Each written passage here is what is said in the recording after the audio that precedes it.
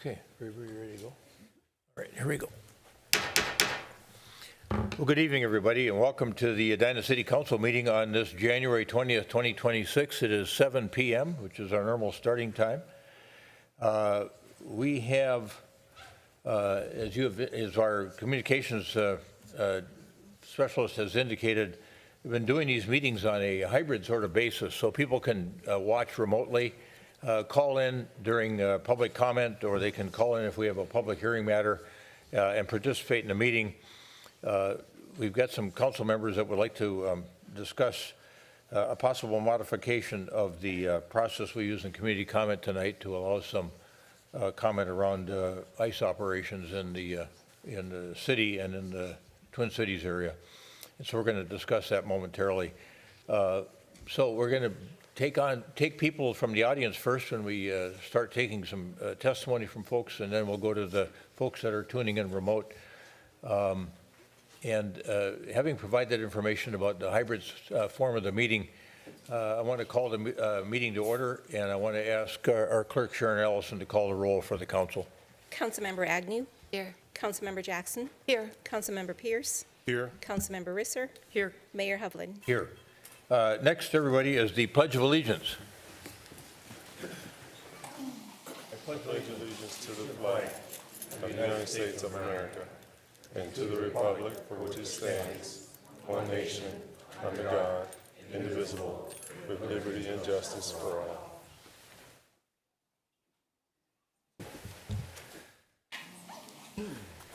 Well, we had a form of meeting agenda that was published to the public, but because of some requests from some of our council members about discussing ICE operations in the city and in the state, and based on the fact that our residents aren't aware yet of the things that we've been working on over the past few weeks that we were going to talk about tonight, we're going to modify the agenda. We've got a proposed modified form of agenda, or amended agenda, we'll call it that, that we can follow. And because of the potential conversations that are going to take place both around the proposed gun ordinance as well as ICE operations, I wanted to move the football team recognition matter up further into the agenda so we can get that taken care of right away, so you guys we can celebrate you guys a little bit, and then you can take off without worrying about having to stick around for a half an hour or an hour, however long it takes to go through community comment.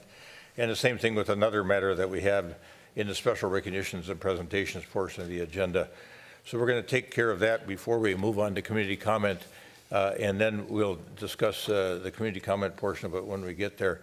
So is there a motion to approve the proposed amended form of agenda? So moved. Member Second. Jackson moves, Member Pierce seconds the adoption of the proposed amended form of agenda. Any further discussion? All those in favor of adopting the proposed form of amended agenda say aye. Aye. Opposed? Carried. The proposed form of agenda in its amended form is adopted. This takes us right to the special recognitions and presentations portion of the agenda. And we're so pleased that some of the football team could be here with us tonight, along with the trophy and the coaches. I watched that. I got home in time to see usually I get home like at 9 o'clock at night. That's the way it is when you're trying to do two full-time jobs. And I got to see the second half of that Indiana game. I was glad Big Ten won that game, but it didn't give me nearly as much satisfaction as I did from watching your game live, down at U.S. Bank Stadium. And that was really an incredible football game. Who would have ever thought that Edina would win passing for 70 yards, I think is about what it was, or that Moorhead would lose passing for 500, It was really quite an extraordinary performance. So we're really pleased to have you here, the folks that could attend. And coaches, I want to have you come up to the side podium and just talk a little bit about the experience of this. I don't think it's happened in Edina since 1980. And please introduce yourself, too, for the audience, both here and at home. Yeah, Jason Potts, head football coach. Thanks for having us tonight, and thanks for taking your time out of your busy nights to celebrate us. We're incredibly appreciative. I did bring the trophy, so I do want to show that off a little bit. Yeah.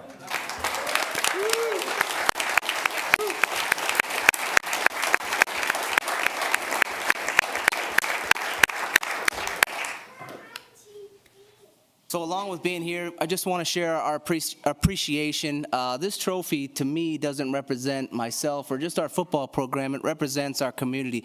When we have our football games on Friday night, we look at it as a community event. And we really feel the love from everybody, from our fans, from our students, from our administration, from our teachers to our community members. And so we're incredibly proud of the work that we put in, especially the last 6 years. And that includes our alumni. And we've gotten better every single year.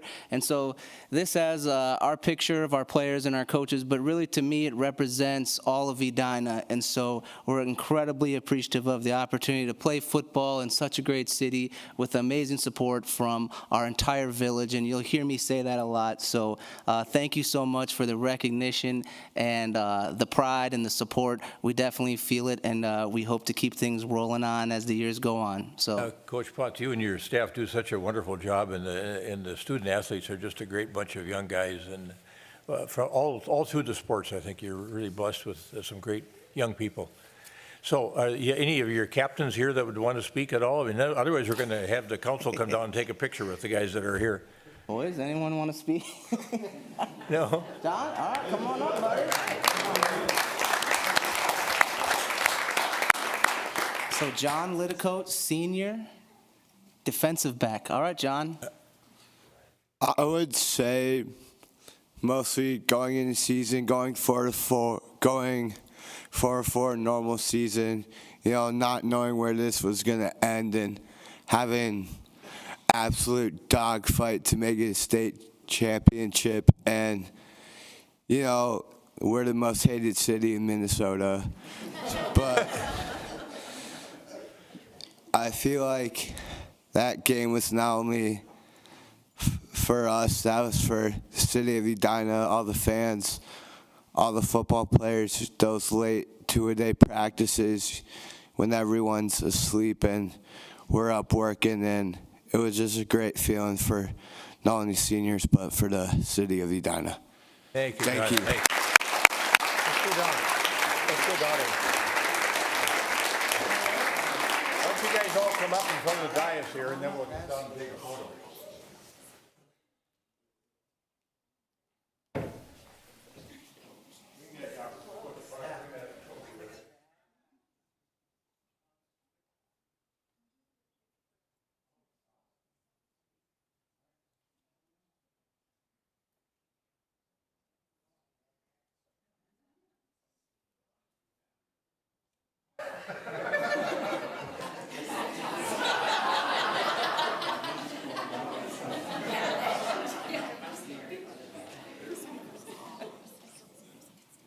All right, perfect, right here. Congratulations.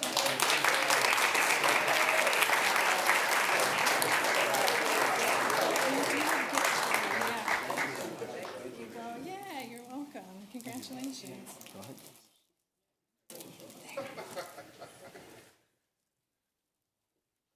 Oh yeah, don't miss out on that famous coaster.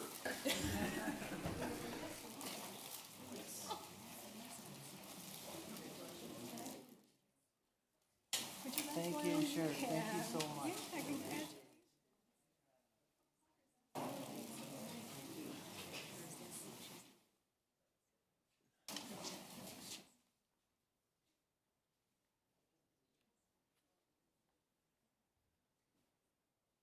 One other matter we have in this portion of the agenda, wasn't that great to have them here? It was really a special moment. So we're trying to celebrate all the teams that, I think we had 5 teams win state championships yet this fall. And so we'll try to make sure we get them all here on a regular basis and celebrate them during the year. This may not be quite as exciting, but just as important in a way. And it's Winter Salt Week, January 26th through the 30th, 2026. And this, it's an important thing that we're doing in terms of salt reduction usage and the strategies we have around that, the equipment we're using. But I'll read the proclamation which reads as follows. And we've got Jessica Vanderwerf Wilson, our Water Resources Coordinator, here with us. And then we've got Sue Nissen, one of our Edina residents, who's worked tirelessly at the state legislature on sodium chloride reduction strategies over the years. So I'll have Jessica come up momentarily, but I'll read the proclamation first. Whereas the city of Edina relies on de-icing salt as part of its winter maintenance program to maintain safe and accessible roadways. And whereas all the salt applied to roadways ends up in our fresh water. And whereas chloride contamination from de-icing salt has been found in lakes, streams, and groundwater in Edina's 9 Mile Creek and Minnehaha Creek watersheds and across the state. And whereas reducing overuse of de-icing salt reduces damage to infrastructure and property, protects freshwater resources, and reduces harm to aquatic plants and animals. And whereas it is crucial to raise awareness among residents, businesses, and local government agencies about the responsible use of de-icing salt to protect both public safety and the long-term health of our freshwater resources. And whereas Winter Salt Week provides an opportunity to educate our community about the responsible use of de-icing salt, including environmental considerations and effective application methods. And whereas the residents of Edina can contribute to de-icing salt pollution reduction efforts locally by learning about smart salting practices, engage in safe winter driving, hiring trained service providers, and participating in the low salt, no salt Minnesota program. And whereas the city is committed to promoting a sustainable approach to winter maintenance for the benefit of present and future generations, now therefore the City Council of the City of Edina hereby proclaims January 26th to the 30th, 2026 as Winter Salt Week in the City of Edina, and urges all residents, businesses, and our city departments to take part in activities and initiatives that promote the responsible use of de-icing salt and encourage the adoption of winter maintenance strategies which maintain safety while reducing environmental harm. Is there a motion to adopt the proclamation as read? So moved. Second. Member Jackson moves. Member Pierce seconds the adoption of the proclamation designating January 26th to the 30th, 2026 as Winter Salt Week in the City of Edina. Any further discussion? All those in favor of adoption of the proclamation say aye. Aye. Aye. Opposed? Carried. And Jessica Wilson is with us, and Sue Niston, our longtime resident, is here as well. I'm going to bring this down to you, and then I think, Jessica, at least you have some remarks, and Sue, you may as well. Yes, thank you for recognizing Winter Salt Week, a week that brings together organizations and agencies across the country to elevate the conversations around winter salt pollution and reduction solutions. The week features daily live streams from ecologists, public works operators, and policymakers, a Smart Salting for Community Leaders workshop on Wednesday hosted by the Minnesota Pollution Control Agency, and a Pause and Pavement pop-up event at Hughes Pavilion where you can stop by this week or next week to fetch some tips on reducing salt use without compromising safety and a treat for your pet. Lastly, support from the city continues beyond next week through the Low Salt, No Salt Minnesota program, where people can get customized support for reducing overuse of salt at their property without compromising safety. Thank you for your recognition for Winter Salt Week. And Sue, anything to add? Said it all. All right, very good. Thanks for being here. All right. Comments from any council members? No? Yes. Yeah. Councilmember Jackson. So I have a quick question. If somebody sees excessive salt on a sidewalk, what do you recommend that they We have Edina 311 if there's been a spill on any space, whether it's public or private. If it's public, we'll respond and go clean that up. If it's private, we reach out and offer that Low Salt, No Salt Minnesota program as a way to open up a conversation about how we can provide technical assistance for folks to reduce that overuse. Terrific. Thank you. Thanks. All right, very good. Yeah, the work we've done over the years with equipment modifications and other things to reduce salt usage, I think well worth the effort. And I don't know if you have any further comment on those issues at all. Just to say that our Public Works Department works really hard at providing exceptional service and reducing that overuse of salt, and we're really proud of the progress we've made. Thanks. Thanks for that. Thanks for being with us this evening. All right, that concludes the special recognitions and presentations portion of the agenda. And we're going to move on to committee comment. And I didn't get a chance to talk to Councilmember Pierce, but I know 3 of our other council members have suggested that we suspend our normal rule about community comment, which is that if something's on the agenda or scheduled for a future public hearing, that you can't speak to that matter that particular evening. And this matter is on our agenda. Our interactions with ICE and our work around dealing with immigration issues, immigration enforcement issues, I should say. And so I don't know if we need that in the form of a motion. I think if we want to have somebody. Motion to suspend the rules. Yeah. Okay. Is there a motion to suspend the rules regarding community comments so that we can take community comment on ICE operations in the city of Edina or more broadly? So moved. No, Pierce second. moves. Second. Member Risser seconds. The suspension of the community comment rules so that we can discuss an important issue to address. And it is timely, and speed is critical here, is what we've found in these matters that we've been working on the last few weeks. So we got a motion and a second to suspend the rules regarding community comment to allow comment on something that's otherwise on the agenda this evening. Any further discussion on that issue? All those in favor of adoption of the motion as stated, say aye. Aye. Opposed? Carried. The rule regarding community comment is suspended. And so let's move now to community comment. And this doesn't foreclose you coming and talking about something that's of concern to you that doesn't relate to immigration enforcement operations in the city of Edina. But more than happy to hear anybody that wants to speak on that. Yes. And give us your name and address, please, and just a reminder that you'll have 3 minutes. No address. Oh, excuse me. That's an old habit. Just, yeah, give us your name. We've got your address. Yeah. We know where you live. I know. Many of you have been to my house. Good evening, Mayor and council members. My name is Jessie Kingston. I'm a resident of Edina. When I think about what is happening in our community, I'm reminded of a familiar warning. First, they came for the Latinos, and I did nothing because I was not a Latino. Then they came for the Somalis, and I did not speak out because I was not a Somali. Then they came for the refugees, and I did not speak out because I was not a refugee. Then they came for the Asians, and I did not speak out because I was not Asian. And then they came for me, and there was no one left to stand with me. We are living through unprecedented times in Minnesota. Operation Metro Surge has brought harm, chaos into our neighborhoods. Families are being torn apart. People are being taken. Community members are being beaten and harassed. Holocaust survivors in our state have told us that these are the kinds of actions that marked the beginning of the Holocaust, and that we have a responsibility to stop them before they escalate, before they become normalized, before we look back and wonder why we did not act sooner. On December 8th, 2025, the police department issued a statement on immigration enforcement which reaffirmed that our safety and well-being are always their priority. I want to believe that. Our community wants to believe that. But right now, I haven't seen police in our community.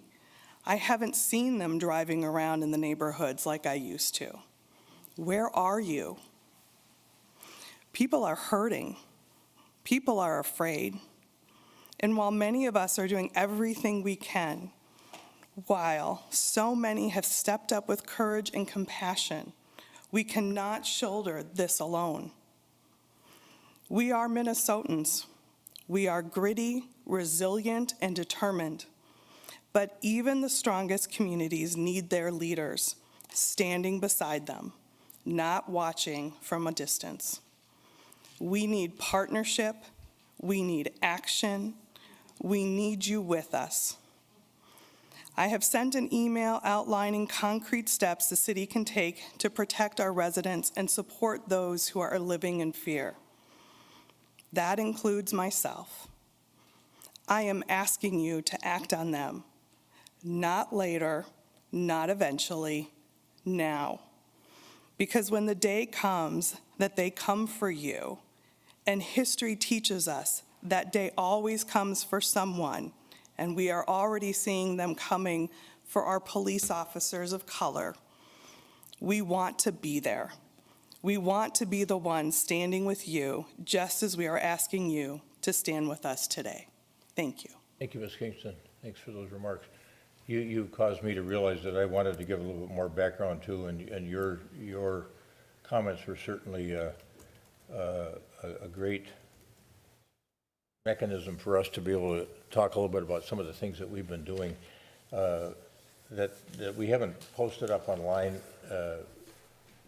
But it does cause me to think that, yeah, our citizens need to know what we've been working on, not necessarily behind the scenes, but I can talk about some of that activity as well with respect to the business community, the broader business community. But it all started a couple weeks ago, a week ago last Friday, I met with 8 mayors here at City Hall to discuss this matter, and the mayors were from primarily northern and the western suburbs, from Brooklyn Park all the way down to Bloomington. And then last Wednesday, a week ago tomorrow, we had a meeting of 15 cities and city managers and police chiefs in Eden Prairie, and discussed again some of the activities that people are engaged in, the observations, the storytelling that is taking place with regard to incidents that have been observed and occurred in different communities amongst those 15 different towns that were participating in the meeting. We left that meeting still wondering what to do in face of the supremacy clause. I think even for our police department, if they're viewed to interfere with an ICE operation, they could be arrested for interfering with those operations. So it's a delicate proposition, and we have to think about how we're going to do this. These activities have been going on quite a while now by ICE. It has prompted everybody that, and I think in our broader community, as I look at it, and we think about pathways forward and pathways to making sure our voices are heard. I see all kinds of folks in the faith community, in the school district, in the school community, in the medical community, and in the broader community, doing what they can do best to try to interface with these operations of ICE. So, including your mayor, I authored after that meeting with the 8 mayors here. I put together a letter to the president, an open letter to the president I sent to the New York Times editorial board with the blessing of those 8 mayors. I should know by Thursday whether that's going to be published or not. And then I sent another one to the New York Times today on behalf of our community, and actually on behalf of all Minnesotans, so that they understood what we've gone through here. That it feels, what we've had going on here the past few years feels awfully targeted and condensed, and so why us, why here? I tried to answer that question a little bit and talk about some of those same characteristics that you talked about, Ms. Kingston, that we have as Minnesotans. And then today, the police chiefs of the suburban communities and the inner city communities had a press conference over at the state capitol. Really, Chief, I'm going to turn to you now, but I think there were probably about 25 chiefs there, and I'll let you talk a little bit about the subject matter that was covered and the concerns that were expressed from law enforcement agencies that are doing their work right, that are doing their work in a constitutional manner, that are honoring the policies that we have in place in our individual cities. So, Chief, let me turn to you real quick, and you can give everybody an update. Sure. Thank you, Mayor. Chief Milburn with the Police Department. If I could, I'd maybe just like to summarize real quickly what we've been doing over the last several months, just to give the audience some perspective of what's going on in local law enforcement. But real briefly, when these conversations started to really elevate, we did some work in the police department to put together some policy and really clear it up for officers on what their roles are as they work alongside or with or against, or however you might want to look at it, ICE agents that might come into a community, right? So we've been dealing with a lot of questions about how do we handle 911 calls, how do we handle ICE sweeps, those kinds of things. And that policy development early on was intended to train our officers about the lanes and their scope of work. So that went into play. We have a multicultural advisory committee. We brought that policy in front of our committee just to have a discussion about what they thought about the policy, to give us some timely feedback about the concerns that they had in the community, and so that was helpful for us. And of course, in the last handful of weeks, we've had a huge surge or influx of ICE agents and other federal agents coming into town and into communities in the metro area. So a lot of the questions that I've been dealing with or been presented with is, what do you do? How does our local law enforcement work in that space?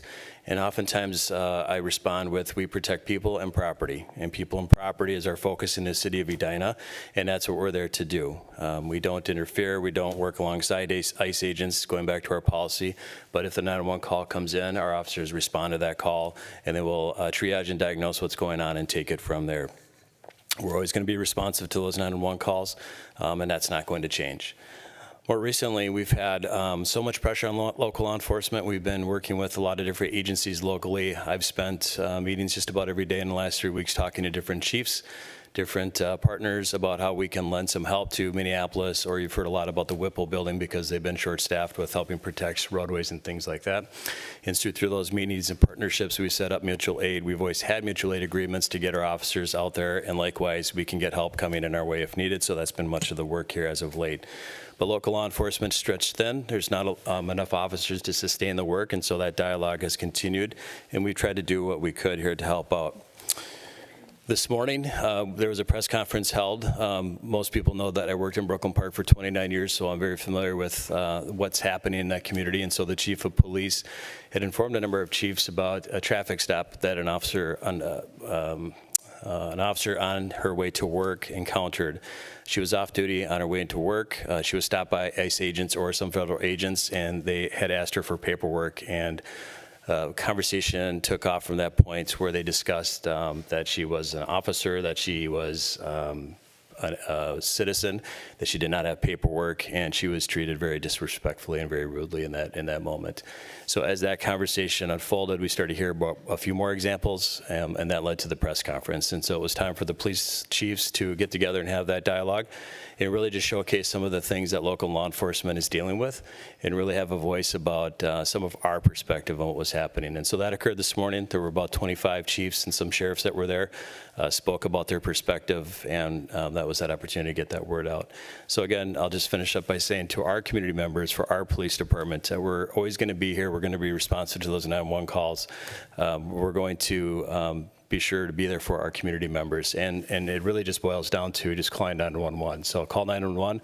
Our officers are trained and skilled. These are the things that they deal with daily. They will respond to the scene. They'll be able to triage things and take it from there. And then behind the scenes, we can start to work and kind of deal with low-level events, high-level events, whatever the issue might be. So with that, I'll pause. Thank you. Good, thanks. Last Friday morning that I met with the 50th of France Business Association at 8 o'clock and then again at noon with the restaurant operators. So as you can well imagine, you've heard the stories on a broader basis. Many of the restaurant employees aren't coming to work, or if they are willing to come, they need to have somebody come and get them to drive them to work. They're being sustained by some of the restaurant operators. Some of the new operations have been closed down over the noon hour, and they're just concentrating on the nighttime operations. Foot traffic at 50th and France is down about 45%.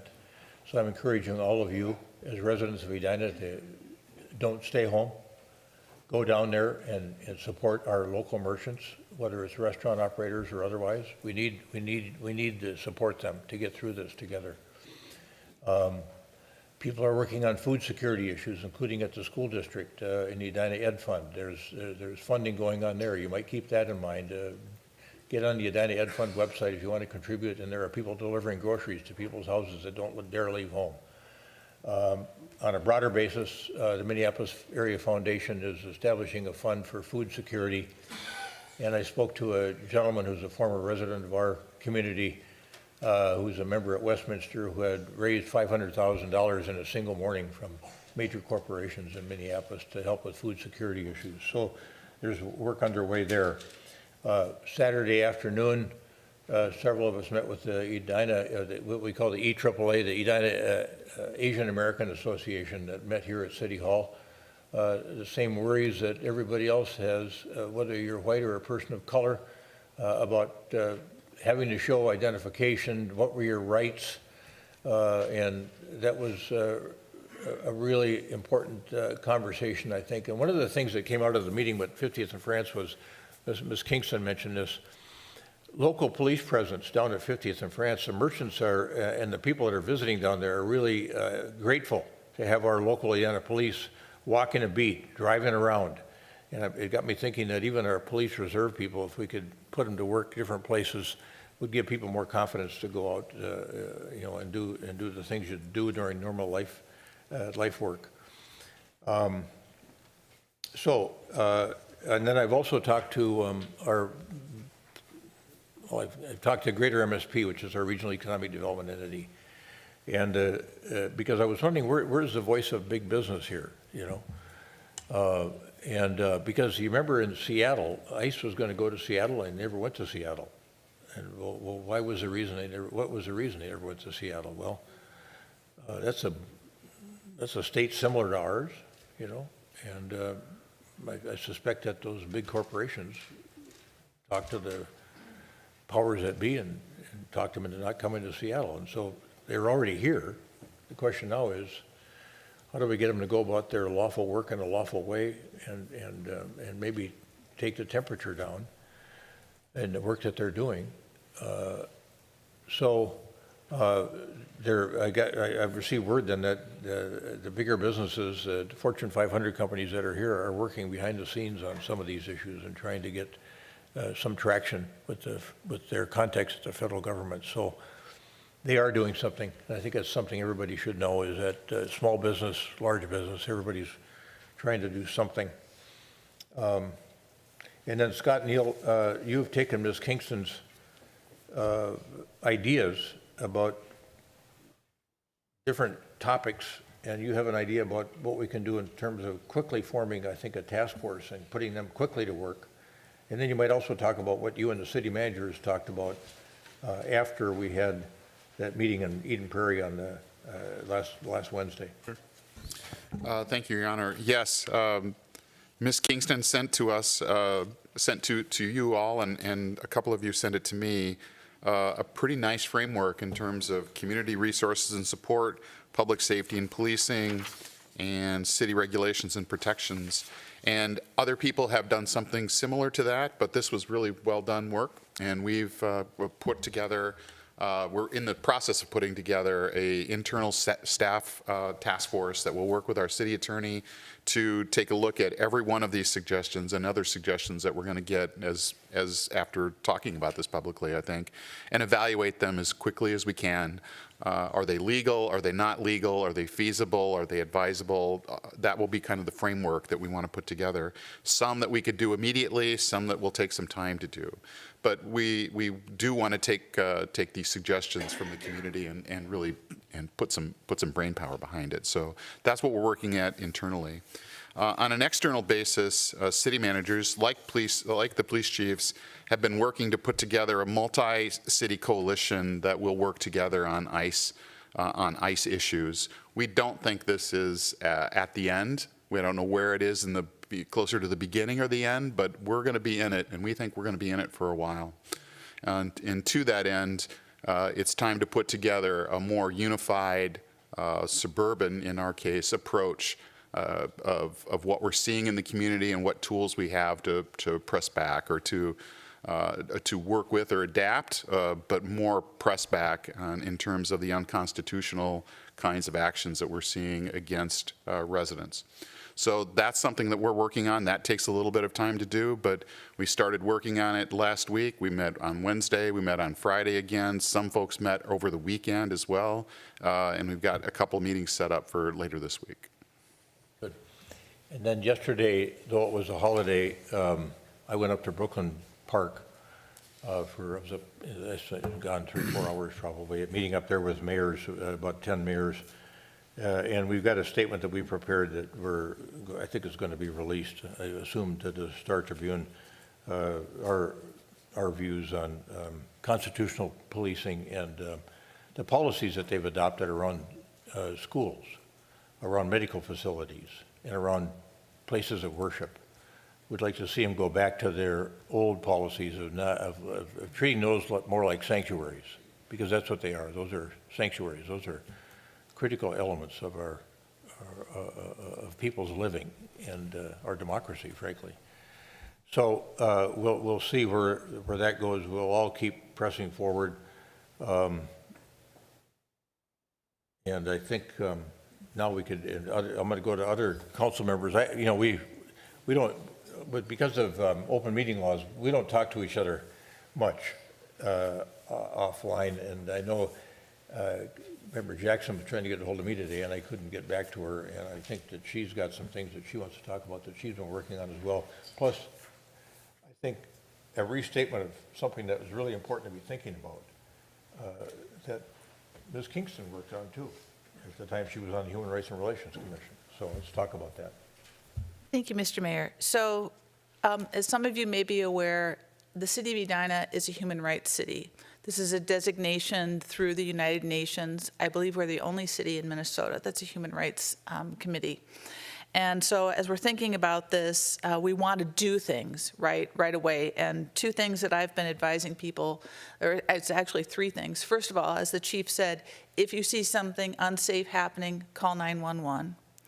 The second thing is, if in your home or in your place of business, the Fourth Amendment protects private areas. So have a plan. If you're concerned about your yard crew or your cleaning crew or whatever, have a plan, write it out, and have somebody as the point person to administer this plan. And this is something every business should have.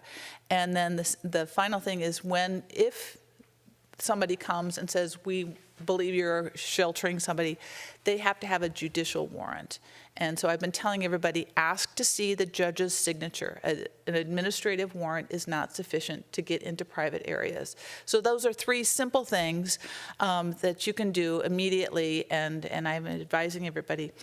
But as a human rights city, I was thinking this morning, I was driving around, and I wanted to bring up the Universal Declaration of Human Rights. So being a human rights city says that we adopt the Universal Declaration of Human Rights. And there are three short things I want to read from there. And then I'm going to ask my fellow city council members, and I don't know if we want to do this now during community comment or what, but I'd like to reaffirm. Yeah. So do we want to wait until after community comment is done to do this? Yeah, we could do that. I mean, Okay. we would do it either way. Yeah, I just want to read what's in the Universal Declaration of Human Rights, and I think the action will hold off. But there are just three things I wanted to read from here. It's an 8-page document. This is it. It's easy to read. But in the preamble, there are two parts. Whereas disregard and contempt for human rights have resulted in barbarous acts which have outraged the conscience of mankind, and the advent of a world in which human beings shall enjoy freedom of speech and belief and freedom from fear and want has been proclaimed as the highest aspiration of the common people. Whereas it is essential, if man is not to be compelled to have recourse as a last resort to rebellion against tyranny and oppression, that human rights should be protected by the rule of law. So in the preamble, two things. One is freedom from fear is a highest aspiration for people, and that human rights should be protected by the rule of law.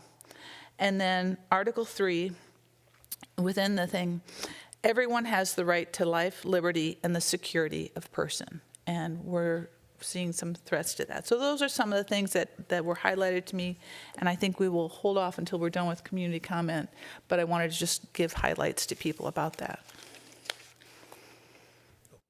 All right, let's go now to, with that kind of background, so you know what we've been working on. And my apologies that we haven't gotten information out to folks quicker, but we're eager to hear what you have to say as well.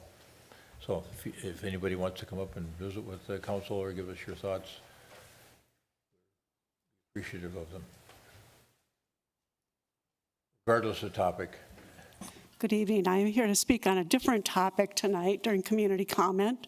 My name is Sandy Carlson. I'm here tonight to urge the City Council to take immediate steps toward greater transparency and broader community input on the proposed France Avenue Tunnel project, estimated to cost $19.58 million. I respectfully request the Council schedule a formal public hearing on this project open to all Edina residents before any further funds are allocated on a preliminary engineering contract costing more than $300,000. On May 5th, 2025, I personally organized and scheduled an information meeting about the tunnel project for the South and Lake Cornelia neighborhoods. While some attendees came from outside of those areas, a large majority were residents in those two neighborhoods directly affected by the tunnel project. That meeting has been referenced multiple times as evidence that Edina residents support the tunnel project. This characterization stretches the views of residents who attended the information meeting. Many thoughtful questions were asked, and residents expressed a wide range of views. Some supported the tunnel concept. Others said crossing at Gallagher was no problem. Several called for evaluating additional concepts or alternatives. Many raised questions about the cost of the tunnel. Others expressed worries about potential crime, graffiti, or maintenance issues. And some simply attended to listen and learn. There was no consensus that the tunnel is the best option. Importantly, the meeting was not recorded, and only 2 council members were allowed to attend, meaning 3 members did not hear the discussion firsthand. Additionally, no detailed cost information on how the tunnel would be funded was provided to residents. So it'd be very difficult to make an informed decision without that information. This was a neighborhood-focused information session, not a citywide public hearing or formal input process. The broader Edina community was not present, and their voices have not been heard on this matter. A project of this scale and cost, nearly $20 million in public funds, demands robust, inclusive public engagement. An unrecorded neighborhood meeting with limited attendance and partial council presence cannot substitute for a true public hearing open to every Edina resident. Therefore, I ask the council to do 2 things. 1, schedule a public hearing on the France Avenue Tunnel project as soon as possible, and 2, do so before committing any further taxpayer dollars to this project. Thank you for your time and your service to our city. I look forward to your thoughtful consideration of these requests. Thank you. Thank you, Ms. Carlson.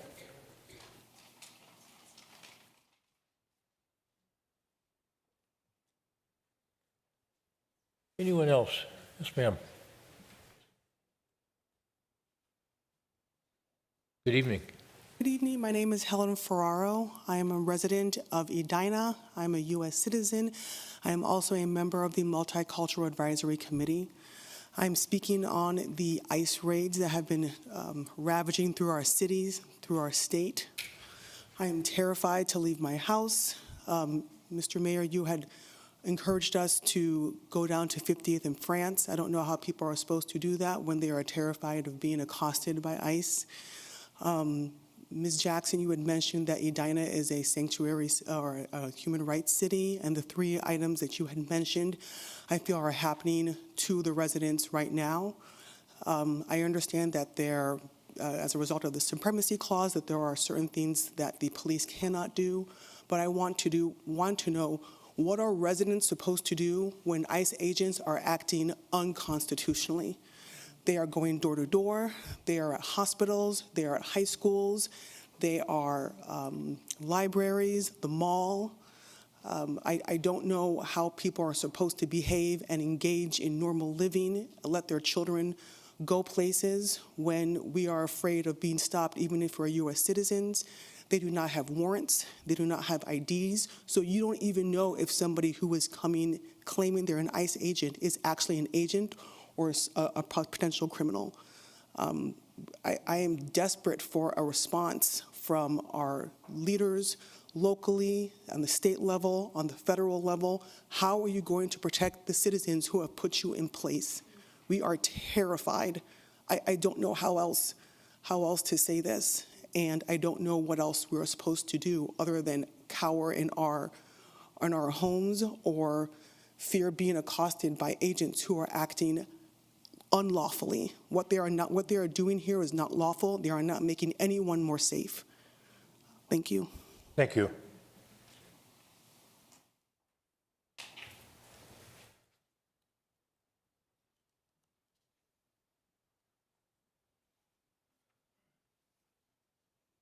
Hello, Janie Weston. I really feel for the previous speaker, Ms. Ferraro. This is so serious. I feel like I am in a movie about World War II and the Gestapo is knocking on the door and dragging people out. This is so terrifying for everybody, especially people of color or people that have a little bit of an accent. This is horrible. Regarding something that I would like to see the city do at minimum is come out with a statement on where the city stands in support. And I have Bloomington's statement here. I don't know if you want me to read the whole thing. My brother is a resident. You don't have to read it. We've got it. And Okay. we're looking at that one as Okay, I figured possible. because of what you said, I figured you probably had. At the bottom of what, this must be on their website, they also have links to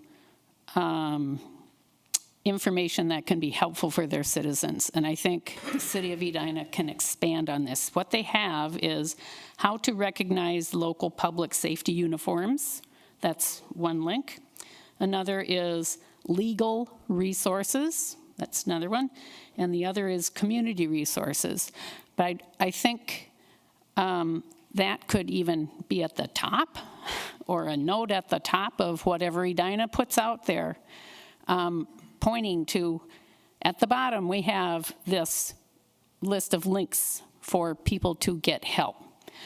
And one other thing that has come up, become very apparent, and especially now that we are going to have the coldest temperatures we have had for many, many years, starting this weekend, is when people who are not supposed to be detained by ICE, but are nonetheless brought into Whipple,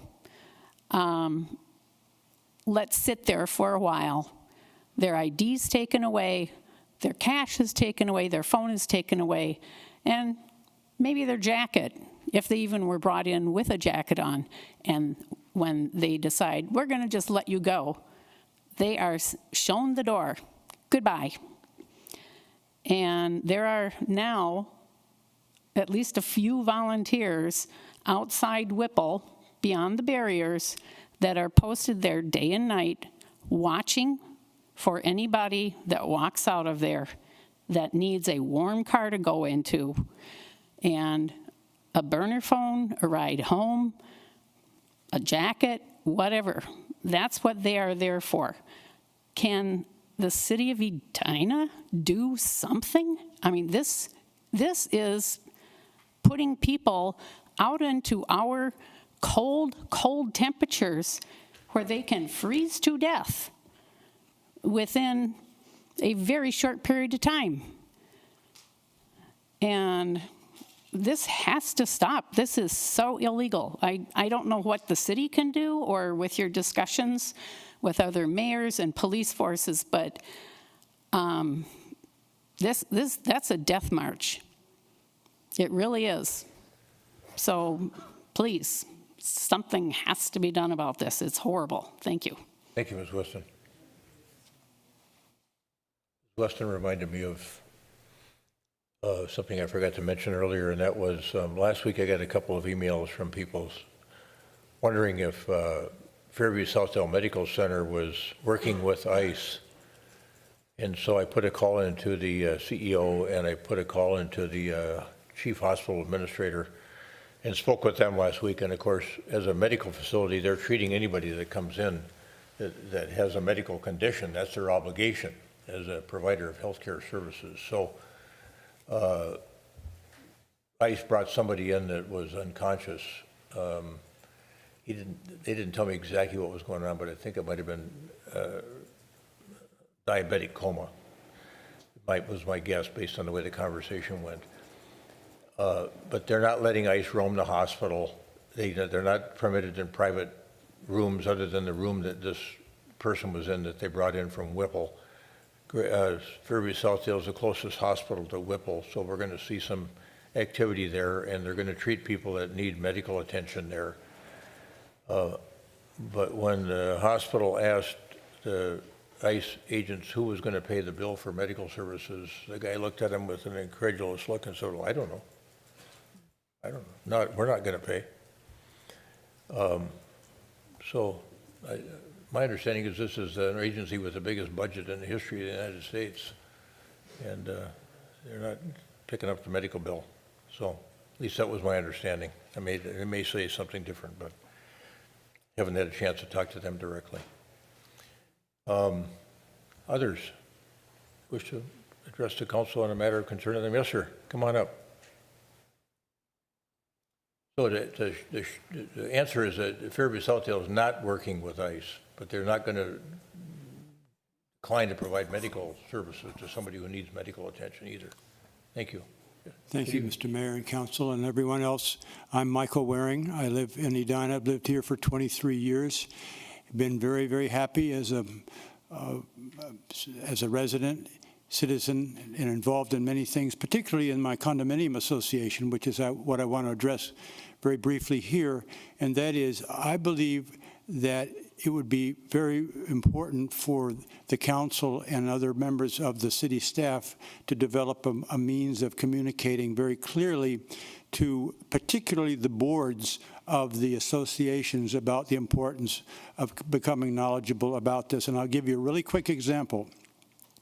On Thursday afternoon, as she left, the person who's a staff member of our management association posted on both of our main doors I'm not going to show it to you here, but it's a stop. You can't come, if you're ICE, you can't come in without a warrant signed by a judge. On the back of that were some instructions from about what we should do under those circumstances. And they were posted on the outside. I moved them to the inside because, of course, it doesn't make sense to have them outside. Nevertheless, when I was sitting talking to the person in the office who posted them on Thursday, I noticed that the one that I'd moved inside, right outside the office door, was not there.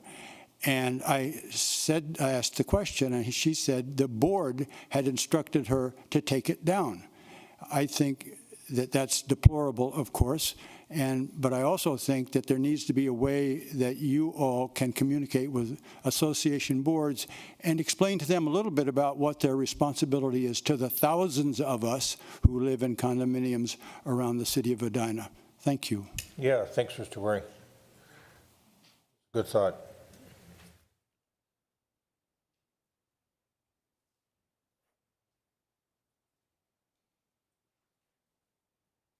Good evening. Good evening. My name is Chelsea Dively. I'm a resident of Edina. I've been here for 6 years. I'd like to talk about the flock cameras. Now, I know on your website it says that ICE does not have access to them, but from what we've seen, it appears they do. We've had a number of residents of Edina who have been followed home from leaving the Whipple building after protesting by ICE agents. We've seen people who have been following ICE agents and been led back to their house as if ICE knew where they lived. There is great concern within the community that these flock cameras are extremely hackable and they're putting people at risk right now, more than they are being of assistance. If there was any way that we could temporarily halt them or make them more secure going forward. Thank you. Yeah, thanks for that. I think we can answer that question. We just had somebody else raise that issue with us. It's a technology person. And Chief, you want to address that issue? Sure, Mayor. So we have had some questions about these very issues. We've been in contact with flock cameras, LPR systems for well over a year now, and we feel very confident that they are not sharing information with ICE. In fact, we as an agency put safeguards in place that do not allow us, our officers, to share that information to federal agents. An outside agency has to have a search warrant to access our database if they believe it's part of a active criminal investigation. So we want to reassure everyone that that information is not being shared with ICE agents. And then as part of this task force work, this team that's going to be put together here, that's a question that's part of that work, and then we'll be able to put together some definitive answers for community as part of that task force work and have an outcome on that as well. Others want to share some thoughts? Good evening. Good evening. My name is Art Boylan. I'm a resident of Edina. I'm the president of the Hockey Association, and while the rules are suspended, I'm going to take an opportunity to jump in here so that I can make it to a game. I'm also the commentator for our team, so all sorts of grandparents around the country are going to be grateful if I get there in time. There are serious issues before this council, and this evening reminds me of the gravity of some of the issues that this council deals with and the city deals with. And so I appreciate all of the work that everyone in this room does regularly. My issue, while it is not quite as far-reaching, it does not impact citizens all over the world and not everyone in the country. It is important to the group of people that I represent, the Edina Hockey Association. We do know, I'm very grateful that it appears that the lawful gambling is going to be passed here in Edina as well. I've looked at the proposed ordinance. I sent an email to everyone hoping to engage on that. Our organization is going to be ready to go. We're going to be fully compliant with everything at the state level, and we represent a huge group of your constituents. I note one issue that I kind of understand the logic, but I truly hope that this body can see their way to expanding it a little. There is a 3 premises limit right now in the draft ordinance that is before you, and our hope is that that can be expanded to something more like 6. And the reason for that is, across the state, pull tabs are very, very valuable to many youth organizations. The Edina Hockey Association hopes to participate, and if we keep it at only 3 premises location, that may result in a de facto monopoly for someone other than the Edina Hockey Association. I've looked at other locations, and I can also understand the logic. Like, look, let's give it to someone who might spread it around to everybody. I've talked with other leaders at other hockey associations. I've reviewed how they do things. And when they are the recipient of funds like this, they often will then take requests or grants or other things to make sure that while they've got the apparatus set up, because there's a huge group of people supporting it, just like Edina, then they turn around and they will give grants to the baseball, to the football, to the other youth organizations. And while I'm only in the presidency for a single year, I can't imagine that Edina Hockey would not do that in the future. So I'm going to try to get to the St. Louis Rec Park Center. I'm going to hope that the Edina Hornets win. And I'm also going to hope that you can see clear to making it 6 premises instead of 3, because I think that's the way to be most fair to everyone in Edina, so that we all get an opportunity to participate in this and support all of our youth in Edina. Thank you for indulging me. All right, one quick question as you depart. The Braemar Ice Arena concept plan's on the agenda this evening, and I think you've had interface with staff on that. We have, Your Honor. We've had interface with staff on the general concept, and we've opened dialogue, and we want to have further dialogue. I've started giving thought to, should we have a kind of standing committee of very involved current parents, alums, moms and dads that are serious about it, but also we've been giving some thought to how do we partner with the city to, I mentioned that the last time I was here, so forgive me for beating a dead horse. How do we partner with the city to make sure that some of the dollars that we otherwise send elsewhere stay in Edina? And there are all sorts of objectives we'd like to achieve with that. I mean, I don't want people to have to get in the car for practice for 25, 30 minutes and drive back and forth. I'd love it if our infrastructure here were able to limit the amount of carbon footprint hockey has associated with it. So, excuse me.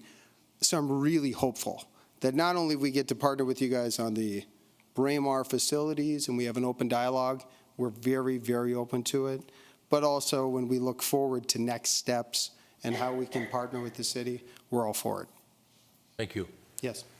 Thank you very much again. Thanks for being here.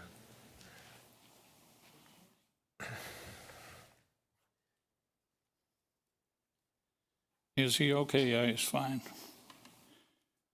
Mayor, council members, I'm Harry McClanahan, 7200 York. Thinking about Mayor Hovland's pleas for civility, I decided there were two things the council could do to model civility. Both involve focusing on justice for all.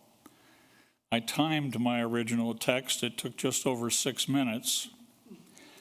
And I realized that was 2 meetings. And basically, I decided to back away from that text, partly because of what's going on in Minneapolis. It just didn't feel right to be doing that at that time. Instead, I've decided to leave you with one process-related snippet from that report and a short synopsis of my 2 recommendations for civility. Sharon has a copy of the original. If you have questions, my contact information is attached. Here's the process snippet I promised. Grumpy old Edina council watchers, like me, don't have too much time on our hands. In fact, we have too little, but we donate some of what remains to support our town. Here are my 2 recommendations for addressing civility via Justice for All. First, remind residents that you promised to support Justice for All at every meeting. You did it about half an hour ago. I call this my "the pledge made me do it" tactic.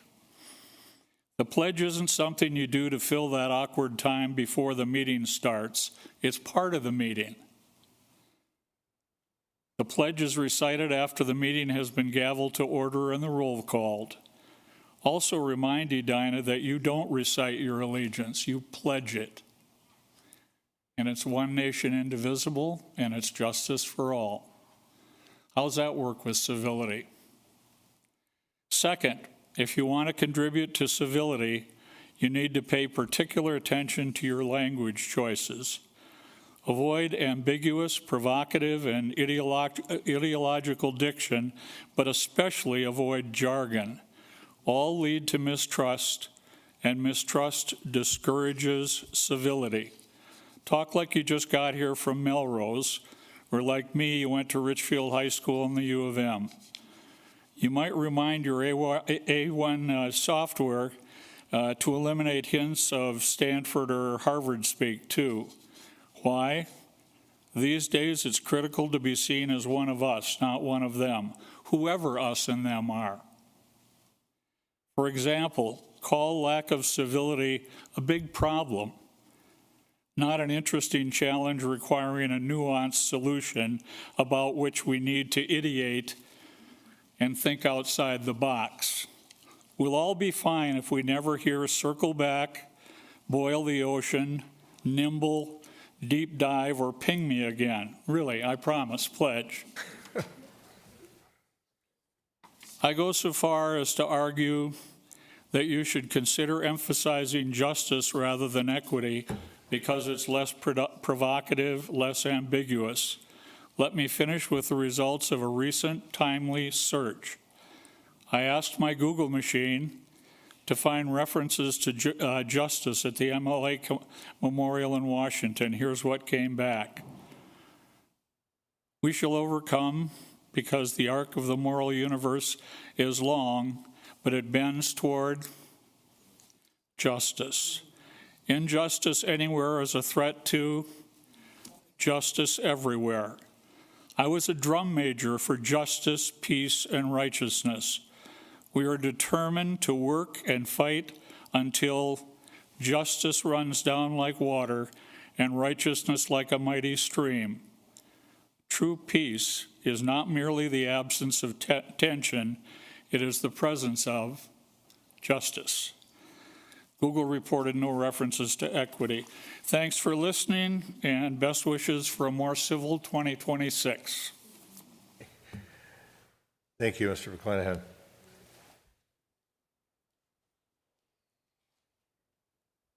Anybody want to follow that? Yeah, there we go.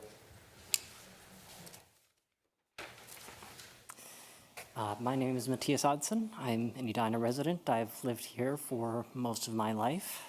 I'd like to thank the mayor and the council for amending the community comment to allow us to speak our minds on the issues facing our community with the ICE enforcement action taking place. I would just like to start by saying, in light of all that... Stand closer to the microphone, please. Might be helpful. Yes, With thank the you. mask on. Apologies. I would just like to start by saying, in light of everything we have witnessed, to name but a few examples, the unlawful detention of a St. Paul Public Works employee, the breaking into homes without judicial warrants in Minneapolis, the dragging of a 17-year-old United States citizen from his place of work at the Richfield Target, only to see him dumped, bruised, and battered in a parking lot miles away. All of these seem to make clear that the present crop of ICE agents regards the law as nothing more than an inconvenient suggestion.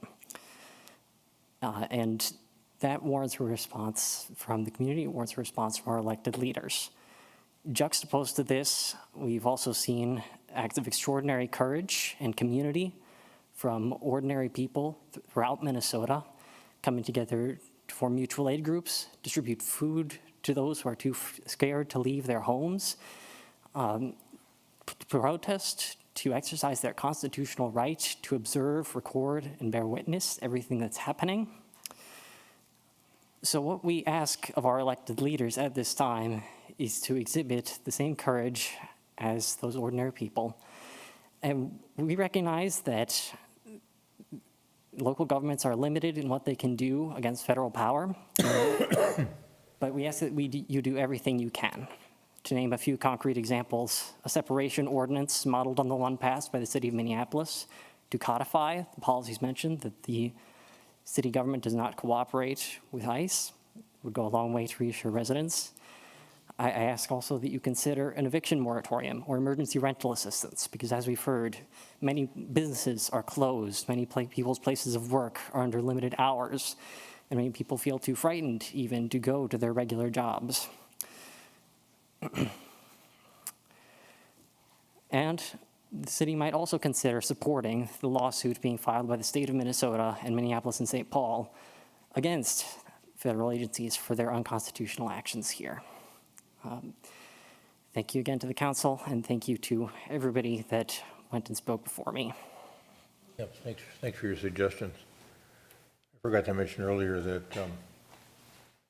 that we'd wait until we saw the judge's decision here this week, I think maybe Friday, and then we'll get some advice from our city attorney on that.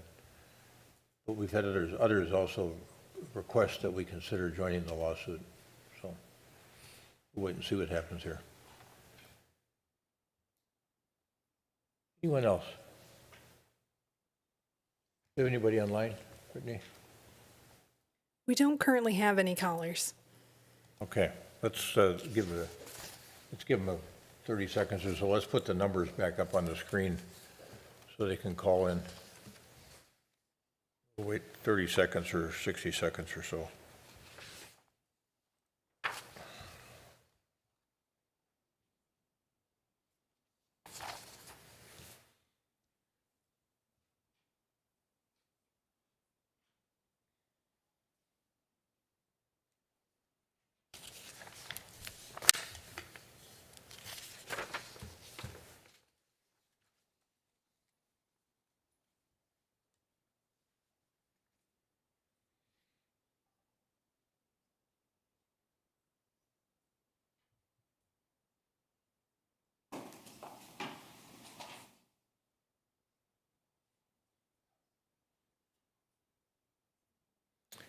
No, come on up. Yeah, I think no one's calling in, so we're happy to take your thoughts, have you share your thoughts with us. Well, my name's Joanne Alkire. I live here in Edina. We've been here 20-some years. I'm not prepared to speak. I've sent you all emails, and you know my stand on the need to start communicating. But I wonder if I could take a few minutes so that you could understand kind of what's going on the ground as you think of what to do, because there's this incredible effort going on, and you all are a part of it. And I think you're starting to see the anger of the people who are being really brave when you see what's going on, and we hear nothing from you.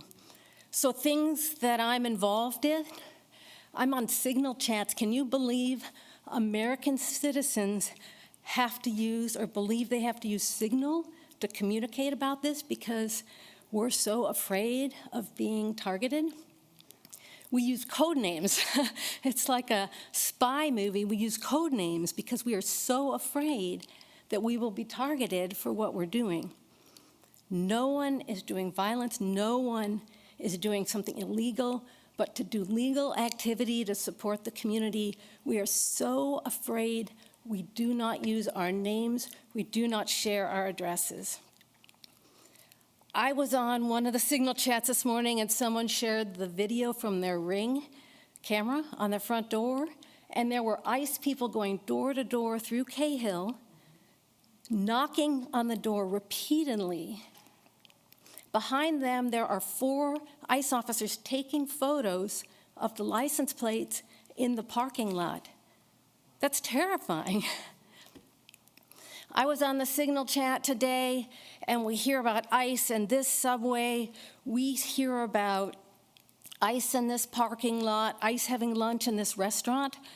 And the citizens are driving their cars around to try to protect people, and there's no police. We go to deliver food to families. We are watching out our back windows to see if we're being followed. I take detours when I do it so I don't lead ICE to somebody's house. I don't know what you can do, but I want you to know that that is the level of chaos and fear in the community. And I think there are so many brave people standing up. Today I saw observers walking workers home. There are so many brave people who are taking a risk, and I think you all are going to have to take a risk, and you will get pushback from some of the people in the community, and there will be anger, and you will feel fear too. But I think we're all in this together at this point, and we really need you to do some brave things to help us. Thank you. Ms. Elkhart.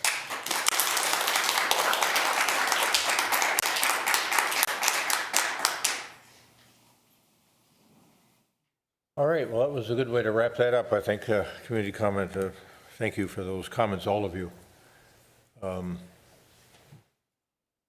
Anyone have anything on the council side here? All right, let's, the next thing on the agenda, so, I mean, we're continuing to work on all of these things, and we're trying to figure out our pathway to success here. And success, you would think about would be departure, at least of many of the agents that are here. I don't think that they need that many here to do to get the judicial warrants that they need to pick up certain people that have been designated for pickup by judicial warrant. Just roaming around with unconstitutional activity is really difficult to deal with, and we're trying to figure out how to deal with it too. And every police department in the Twin Cities is trying to figure out how to deal with it. So let's move on to the consent agenda. Is there anyone in the council who wishes to remove an item from the consent agenda? Is there a motion to approve the items on the consent agenda in a single motion? So moved. Second. Member Jackson moves, Member Pierce seconds the adoption of the items on the consent agenda in a single motion. Any further discussion? All those in favor of adoption of the items on the consent agenda in a single motion say aye. Aye. Aye. Opposed? Carried. Those are adopted. Now, one of the things we talked about to make ourselves a little bit more efficient tonight was to postpone the public hearing on the conditional use permit, potential conditional use permit issuance with variances at 4201 West 50th Street.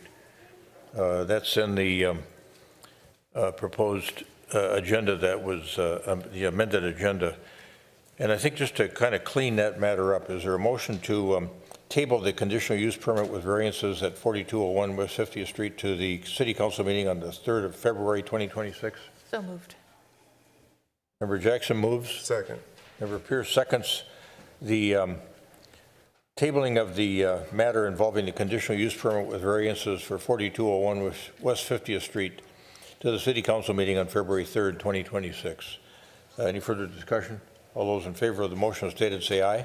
Aye. Aye. Opposed? Carried. Motion's approved. That item will be moved to the February 3rd meeting. Now we got reports and recommendations here. Moving on to that portion of the agenda, I need to scroll down here and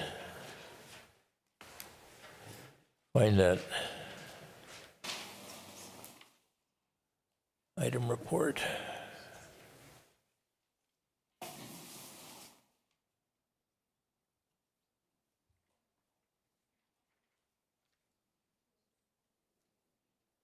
Here we go. We have to have a supermajority of the council pass these resolutions that involve donations to the city of Edina. This resolution is embodied as 2026-02.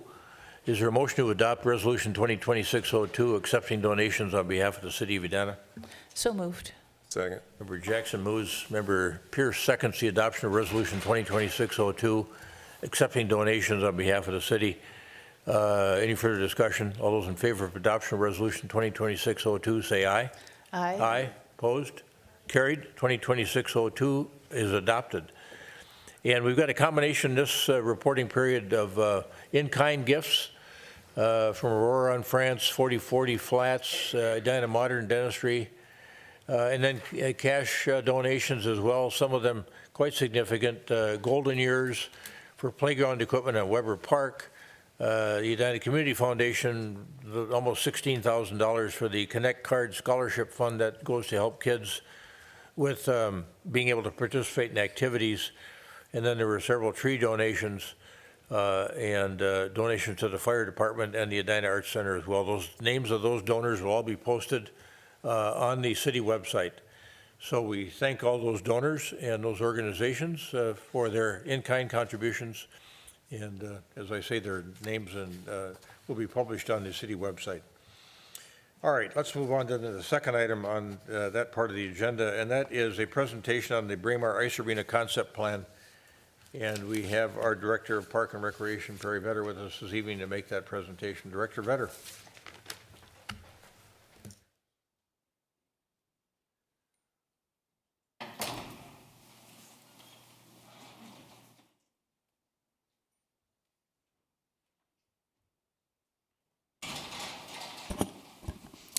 Thank you, Mayor, members of the City Council for having me this evening. Also, Mayor, I'd like to reiterate your thanks to those previous donations, as a lot of those donations are for the Park and Recreation Department. So thanks to that philanthropic gestures by our community. This evening, I'm going to walk through the latest concept plan we have for the Braemar Arena upgrades and expansion. As the president of the Hockey Association indicated this evening, we have previously met with their association along with all of our other major stakeholders this evening, and I'll show you that feedback here as well. For those watching at home, this is in response to the 2022 and 2023 local option sales tax referendum that does provide funding for us to expand and upgrade Braemar Arena. So far to date, we have make sure I can see what you're seeing. Kicked off our project. We've done some initial stakeholder engagement. We have completed our programming for the site. We have done a lot of pre-design work that informed this concept that you see this evening. We have brought on our project team, not only Tegra, who's our owner's representative, JLG Architects, who's our lead architect on the program, as well as Knutson Construction. We are using the construction manager at risk technique. I'll go into that a little bit later, but Knutson Construction will be our builder. We have performed a lot of assessments of the facility and then completed our schematic scoping and cost estimating. We've met with all of the major and some minor stakeholders of Braemar Arena. That includes the ICLA Cup members, Breakaway Academy, the Edina High School, Edina Hockey Association, the Braemar City of Lakes Figure Skating Club, General Sports, our tenant partner, as well as many tournament operators. And as we started going through programming, we asked them what was important to them, what they use, what they would like to see in it. And the below is kind of a word cloud of what rose to the top. And as we look at that, that really kind of goes through the community stakeholder priorities, really the community and heritage, and that's honoring the rich tradition of Edina hockey and figure skating sports, especially at Braemar Arena, to upgrade the facilities, ice availability, our spectator experience, food and beverage operations, as well as improved technology. And those really overlap with our, as staff, core project principles that we headed into this project with, which is improving the quality of our ice, adding a 4th indoor rink, and then improving the user experience for our participants. I'm not going to go through every word on this sheet, but want you to know that really the ice quality upgrades, facility expansion, and experience improvements are a lot of what is going to go into this project. They don't all have a graphic or a diagram, but these words are going to really make a massive difference in the delivery and quality of what we do at Braemar Arena. We really talked about, as we kind of got through all of the engagement from our users, was the mission. And what is that? And that's to improve and expand Braemar Arena for all users as an athlete-first facility. As we look to what the proposed core concept is, and that's in order to expand and add an additional indoor sheet of ice. When we look at Braemar Arena here, to the upper right is to the north. To the top left of the picture is Highway 169. You can see the sports dome as with actually the sports field without its dome, which is the current conditions now, and the kind of main or entrance level parking lot on the lower left. The core concept is really, when we looked at expanding the arenas, how to better connect all of the existing arenas. We are dealing with 1960s construction, 1980s construction, 1990s construction that occurred in the 2010s, and now again in the 2020s. So how do we best connect that as well? And that is to improve our lobby circulation by building to the north to better connect not only the south and west rinks, but better incorporating the east rink, and then completing a full enclosure of the what conditions now is our backyard rink into a full indoor 4th sheet arena. That increases our lobby space dramatically and provides for a better site flow. You'll notice a few of the A, B, C, and D. Those will come up later as we look at some of the concept views from inside of the renderings. The first piece of this project was also to improve the safety of our visitors and arrivals. That is going to be done by upgrading the existing parking lot, by separating our parking from athlete and participant drop-off. As we know, a lot of that activity happens in a quick, short period of time. It could be on the hour, it could be just prior to their ice time of pickup and drop-off. So we want to create a dedicated drop-off lane. We want to make that highly visible, highly lighted, and put parking back into the parking lot and allow that circulation to occur. Really to start to define where parking is and where access can be, improving that access through the parking lot by conditioning a drop-off and then others heading that direction. We want to make sure that's well lit. We want to make sure that's accessible to our users, as well as within those parking lots, we will be including stormwater management, infrastructure investments in that. When this arena was originally built, not all of that was accounted for. So through this remodel and expansion, we are accounting for those things that we have to do now. That will most likely occur in that south parking lot and potentially in the main parking lot. This next piece is the upper level. So think about as we take off the roof of all of the structures and what we would be doing for improvements, starting in the West Rink. And that was a main focus of where a lot of the community and heritage of hockey and figure skating is remembered on. The affinity for the West Rink. It is unique to a lot of modern day arenas. It does have that bowl feel. It's, we kind of likened it to, this is our Wrigley Field. This is our Lambeau Field. This is that piece of history that dates back to the inception of ice sports in Edina. And we want to upgrade this facility, but make sure we do it in a manner that truly reflects that character and concern. So while you'll see behind the scenes upgrades that occur in West, largely it will remain intact. Some of the main things that you will see, though, are around accessibility improvements in the West Rink. The first is handrails. As you know, in the West Rink, it's kind of top-loaded, so you walk in on the top, you have to go down into the arena. Will be handrails down all the stairways to assist our guests in that manner, as well as ADA spectator seating. So we will have wheelchair seating and their accompanying guest seating in, I think, five locations in the West Rink. That will reduce our overall seating capacity, but it is something that for our guests, we want to ensure that not only is it code compliant, but it's welcoming to our guests. We plan to upgrade all of the restrooms that are on that main floor to ensure that we have accessible restrooms within the rink. We will be removing the existing West refrigeration room that sits outside of the arena. And then we'll also be doing accessibility upgrades in the East Rink. Part of this also, when I mentioned removing that West refrigeration room, we spent a lot of time evaluating what is the best approach that we should take on cooling for our rinks, those refrigeration systems. With 4 rinks, we looked at a scenario where we had one centralized ice plant that would refrigerate all 4. We looked at each one having their own.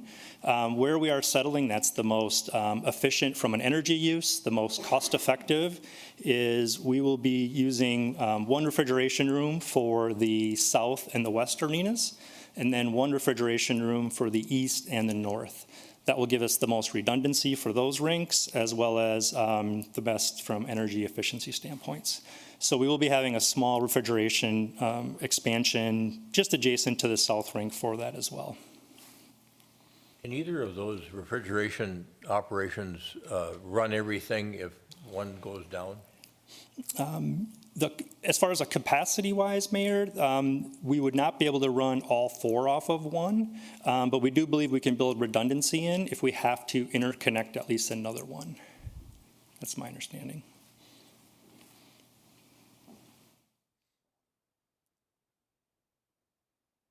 Did I miss a sheet? We just think based on our experience, what was it with the South Rink? Correct. This fall, that we want to make sure that we can stay operational. Yeah, reliability is a key feature of what we're doing. We're also switching to a full glycol system at the arena, so we'll be no longer using a brine system. So as you know, brine is salt water. Salt water in your pipes is not a long-term measure of success. So that'll assist as well. When we look at now, if we peeled off not only the upper layer, but the switch to the lower level of the facility, again, a lot of those words on that one page is where a lot of these dollars are going. Really, this is the renovation of all those lower spaces. This is upgrading team rooms. This is upgrading locker rooms. This is upgrading restrooms.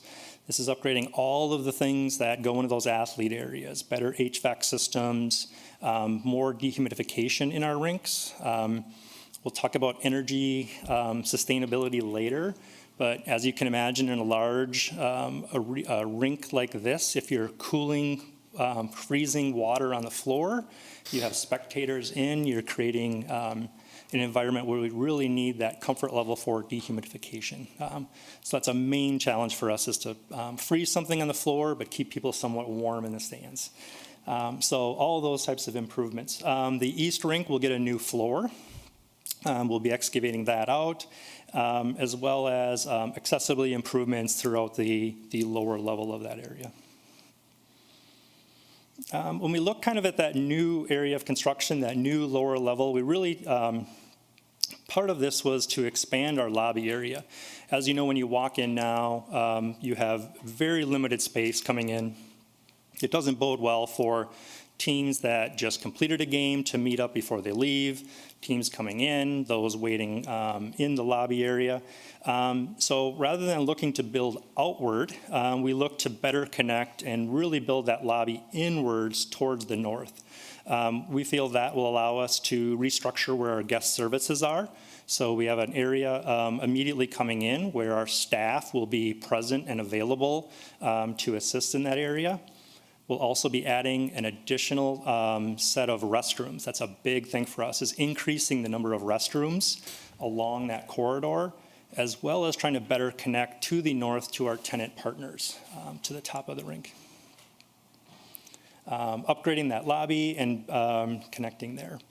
The new north rink then would be a fully enclosed rink. We would be able to operate that in any weather condition. Throughout the main part of the season, that will tremendously increase our ice capacity, as well as in those shoulder systems. That would have seating in that rink. It would have the same team rooms. It would function just like that. Our goal here is to try to find a mechanism or a pathway where we can truly make that a true community asset, a really unique experience for our participants at that site. And by doing that, we wanted to look at, on the underneath, having all those amenities for the athletes, for our staff as well, to help maintain that system. This is kind of looking at those existing space remodels. On the left are 2 photos of our existing lobby. And as you can see, as you walk in, you're immediately met with basically 3 choices. You go to the west rink, south, or east. If you want to get to the backyard rink, you've got to go into the east rink and then along the back of the boards there and exit to the outside. What we would do here is open up that lobby, obviously extend that down, create an area where you can navigate to those areas, to the tenant partners, and really open up kind of the access to all those rinks. These are just some existing space remodels. When we think about where a lot of those dollars are going, it is in those interior remodels. So, the new ability to have HVAC systems that function properly, hot water service delivery, improved flooring, improved restroom facilities, ADA access to those spaces, as well as improvements to the ADA aspects of the west rink, those handrails and those dedicated seating areas. This is a more detailed rendering of the existing lobby of what it could look like. Heading down that corridor, presenting those choices, but also opening that up, getting people to flow through to stage at various locations throughout that as they use the various rinks on a day. As you can imagine, Bray Marine is a very busy place on some weekends and evenings, especially when we think about that November through February. A lot of turnover occurs, and we want people to be able to stay as long as they'd like. This would be rendering if you were way at the north, kind of at those tenant partners, looking towards where that new north rink would be. That would be opened. It would have lighting into, or windows into that rink, so you could monitor those activities from the lobby. We show some touchdown seating just as a placeholder for now of what that could look like in greater detail as we evolve into that design development phase next. And once you stepped into that new north rink, this would be kind of our ideal scenario for that structure. We believe there are some things on here that are not currently within our budget scope, but we'd like to find a pathway to get there. We would definitely have seating along that south wall. We would have kind of that standing seating to mimic kind of a mini west feel with those those bleacher areas, to have that standing rail along the wall when you would immediately come in. This would be, again, we kind of look athlete first, is how that athlete experienced that would be on ice looking at the new rink. We looked at kind of those budget items. We looked at what those referendums were. And again, that was a two referendum vote that the residents of Edina successfully passed for a total budget of $45.2 million. And part of us staying on track with that budget is a couple of mechanisms, is looking at what is the core project that we can deliver on that piece, as well as we have built in some owners and design contingency. So as we've gone into the project, if there are add-ons that we want to do, we have reserved some dollars for those if we want to get to that point. But we feel where we are currently, our core concept fits within that budget. The other piece of managing that budget is the new technique that cities are allowed to use over the last couple of years, and that's that construction manager at risk. And what that means is we brought that builder, Knutson Construction, on early in the process. They are giving us real-time feedback on our design choices, our material choices, the techniques that would be used in these scenarios, and allow us to have real-time pricing as well as real-time input into the decision-making process. Once we complete that, they will actually give us a GMP, a guaranteed maximum price, that they will then build it for, and then they assume the risk on it. So that's that construction manager at risk part, is they will guarantee us a price, then they will stick to that price. The only way we'd exceed it is if we chose to then go above and beyond that. So it's a great tool that cities are allowed to use now. It also prevents a lot of what occurred in the past, which was kind of that design and bid process that we used to have to use. And then as soon as you accepted a bid, the contractor would say, well, we think you missed A, we think you missed B, we think you missed C. So you're starting the project with a series of change orders. Having them involved from the beginning reduces all of that risk for us. As I said, there are a few things that our users feel pretty strongly about, we think would make a better project, and we think we may have a pathway to those. The first is to develop a better west rink entrance, and that would be to create a new entrance between where General Sports is now and the west rink. That would expand our lobby tremendously. If you've ever been there on a cold day like today, and it's a busy rink, and you have to park more towards the Sports Dome or Courtney Fields, that's a very long walk to the south and around the rink. This would create an additional entrance on the side, on the west side, allowing that piece of access to the facility. It expands that lobby again. It also creates greater visibility to our tenant partners. We've got a lot of requests for different uses in the velocity space. Currently, EHA the Edina Hockey Association is leasing that from us for this winter, but that could create more towards a food and beverage operation or additional skills training, things of that nature. But this entrance, as you could see, would be ADA accessible. It would also create a better connection to that. Edina High School is interested in it because if we ever did ticketed events, we may be able to use one entrance over another and block off the access to the building.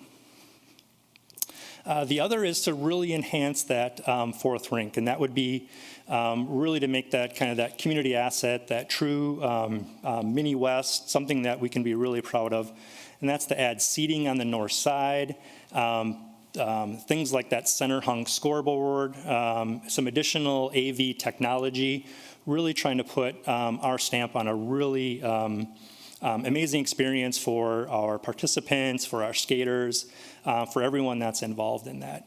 It may include feedback, again, as we get through more design development with those stakeholders on having a multi-purpose room or not in that area.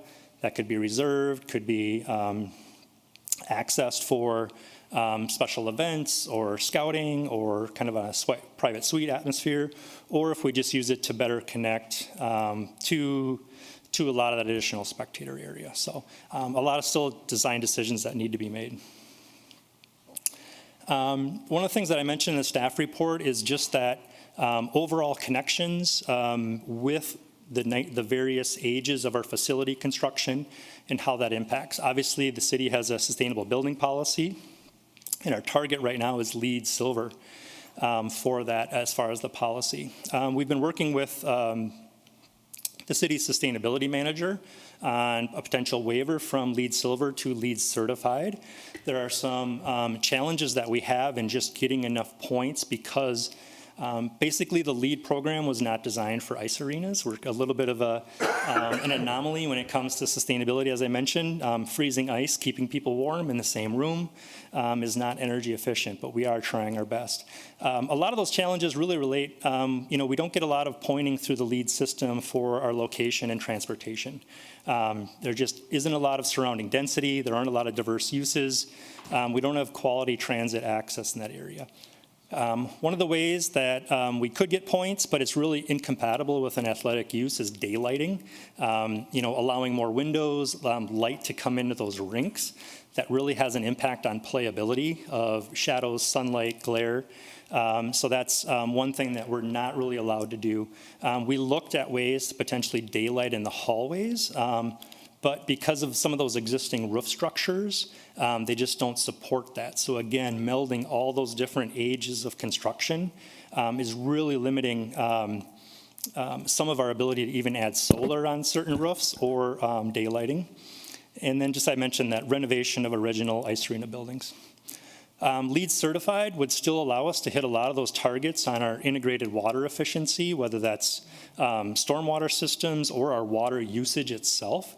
Enhanced commissioning, as you can imagine, these are large refrigeration systems, large heating and cooling systems in our buildings. So enhancing those to ensure they operate on a very efficient standpoint will go a long way, not only in our sustainability, but also energy efficiency, which means cost efficiency to us as well. The enhanced refrigeration management systems, having all new systems, are going to be tremendously more efficient for us. And then approaching this as kind of a holistic approach to EV chargers within the Braemar Park. Obviously, there's a percentage based in the sustainable building policy for EV chargers. If you do go out there now on a busy night, all the parking spots are mainly used. Working with the sustainability managers, looking at a holistic approach to say, where else in Braemar Park should we have chargers and how does that better support our goals? Rather than try to isolate them all into one parking lot. As you know, unlike an ADA parking spot, anyone can park in an EV charger whether they have one or not. So we don't want to also set the expectation that we have a bunch of chargers, but they're never available for use because people are parking there. So really looking at how can we put some near Courtney Field, some at the Sports Dome, some at the Golf Dome, the golf course eventually, even the Public Safety Center is what is a holistic approach to EV chargers in that area. And then obviously optimizing energy performance. Part of these goals is to get off natural gas and go to electricity. We're working with Xcel Energy to make sure we have enough capacity in this area as well. That's one of our long-term concerns about some of these sustainability issues is do we have the right infrastructure to support our infrastructure? As mentioned by the previous speaker a couple of nights ago as well, is the Edina Hockey Association has a high demand for ice time rentals. And we did look at building an additional outdoor rink for EHA on site. The logical place would have been in that south parking lot, although it's not really feasible. One, we have to put that stormwater system in the parking lot down there, as well as we're starting to get to a point where that site is starting to get really tight with parking, with use, with congestion, with traffic movements. So what else could we do? And as the president mentioned, would it be better to keep those families in Edina? So one of the things we did look at is, just as a concept, could we do refrigerated ice at Lewis Park?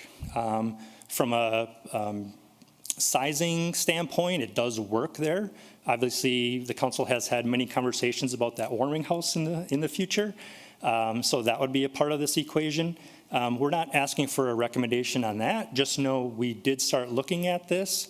And is it a concept that could work maybe parallel but separate from the Braemar Arena project? Some of our next steps is obviously moving into design development. So we've met with all of those stakeholder groups now, going back to late October and into November and some in December. So we're presenting to the council here in January, is moving kind of into design development, into construction. That would allow us to start enclosure of that backyard rink late summer. But what it also would allow is for us to start on the refrigeration equipment and the south and east floor renovations as well, probably this spring. So we would like to get going on those things in the off seasons, is to turn over some of those projects now, and then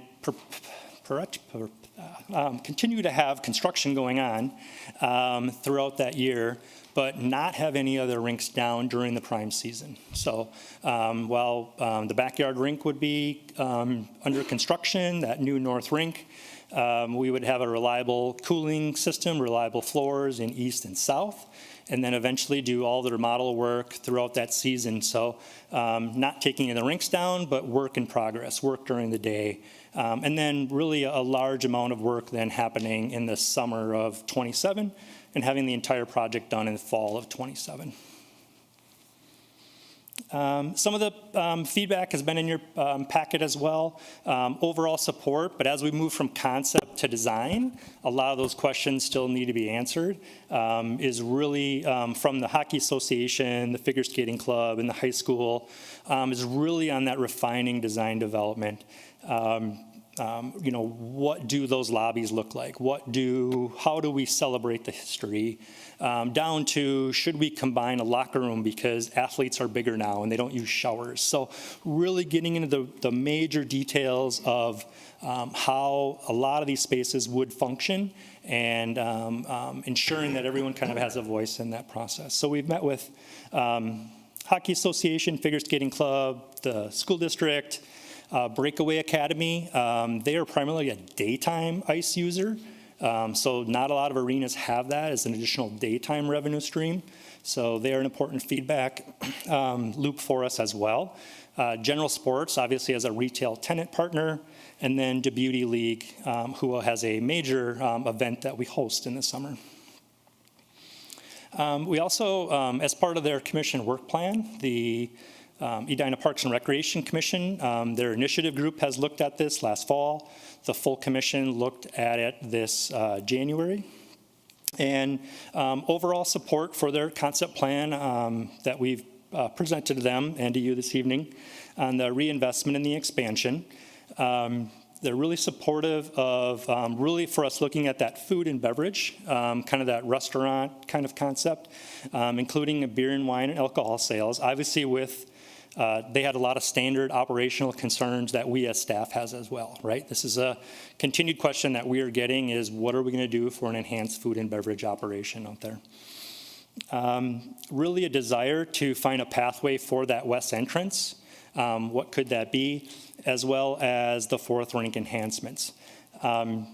They were supportive of studying the Lewis Park concept further as we go out into this project, as well as where we feel one of the ways that we could look at incorporating some of these additional add-ons is by the pursuit of naming rights. And while we would not look at renaming the West Rink, I just want to be very clear about that. I don't want to get emails about that. That is something we really want to be protective of, as well as the Braemar Ice Arena. So we wouldn't be looking at, a presenting sponsor. But as we've talked to our group, there really isn't a lot of history with south, east, north. So just by picking 4 cardinal directions and naming our rinks, a lot of our users feel like the arenas they are attending across the state, across the nation, are embracing more of this naming rights concept. So thinking about sponsorship, advertising, those types of things, of generating those dollars to kind of in the first phase look at paying for some of these above budget items. And as a secondary aspect, really looking at what do we want to be financially 15, 20 years down the road. It's going to be great. We're going to have new equipment, new amenities, all these new things, and they're going to be brand new. They're going to be under warranty. Eventually, they will get old. Eventually, they will need to be replaced. So can we set up some sort of long-term funding structure so we don't have to go through this again at that 20-year mark? So that's really what we kind of digested with them from the Parks Commission, from a naming rights, kind of a sponsorship right. So that's actually on their work plan, as well as looking at alternative funding mechanisms, kind of that philanthropic and the naming rights sponsorship piece. So that was very quick, running through all of that we've done over the last several months. But really wanted to get this in front of the council, make sure you saw the same presentation we've been giving to all of the stakeholders that we have released publicly. If you had any questions, especially as in the near future, we're going to start bringing you various packages for purchase. So really understanding where those dollars are going to go within, how this is going to be set up, because we did want to get things in front of you, such as that refrigeration system and those floor work, so we can get some of that work done in the off season coming up here this spring. All right, good. Yeah, great presentation. Nice to see it. Questions, comments from council members at this point in time? Okay, well, I think you've done a good job with meeting with us. We met before, and it's nice to see it again. It's an unbelievable project. So, thank you. All right. Yeah, Councilmember Jackson. Yeah, just briefly, I want to thank you and your team and all the stakeholders for going through this in an iterative process. I know it's been, to go from the imagination to the concrete is very difficult. So thanks to everybody who's been working on that. Well said. Thank you. Okay. All right. Are you going to be around for the other matter? Because there was a issue raised about 3 versus 6. I think you might be helpful on that. By Art Boylan. No? Okay. All right. The next matter up in front of us is something we've been working on for a couple months, and that is the potential adoption of an ordinance that is contingent in nature, would require the passage of a resolution if it should come to pass that the state decides not to engage in the business of preemption. And by that I mean, right now the law is that the state preempts cities from engaging in any regulation of firearms or ammunition.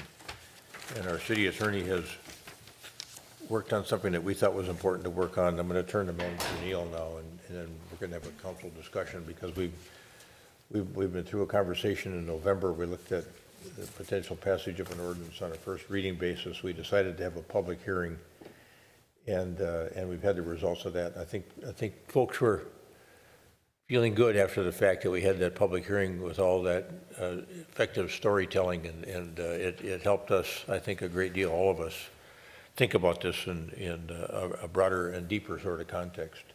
So, Manager Neal, I'm going to turn to you now for your comments and lead in. Thank you, Your Honor, and members of council. The mayor just did a brief history of how we got up to this evening. We did have a special town hall meeting on January 6th to receive really only comments related to the proposed ordinance 2026-02, amending, excuse me, that's not the right number, 2025-17, amending Chapter 22 regarding firearms. We have had this discussion at the staff level. We've asked our city attorney to prepare an ordinance based on the ordinance that was passed and adopted in St. Paul. We've got some discussion that we want to have with you tonight about that, and I'd like to ask the city attorney to give a brief comments, I'd say, on the ordinance, where it came from, and what's happening with it today. Very good. Thanks. Thank you. Manager Neal and Mayor, Council. As we've discussed previously, the ordinance is similar to the one passed by the City of St. Paul. It's different in a couple respects. One is the effective date, which you mentioned, Mayor, requires the city to pass a resolution certifying which portions of the ordinance become effective if and when that becomes possible.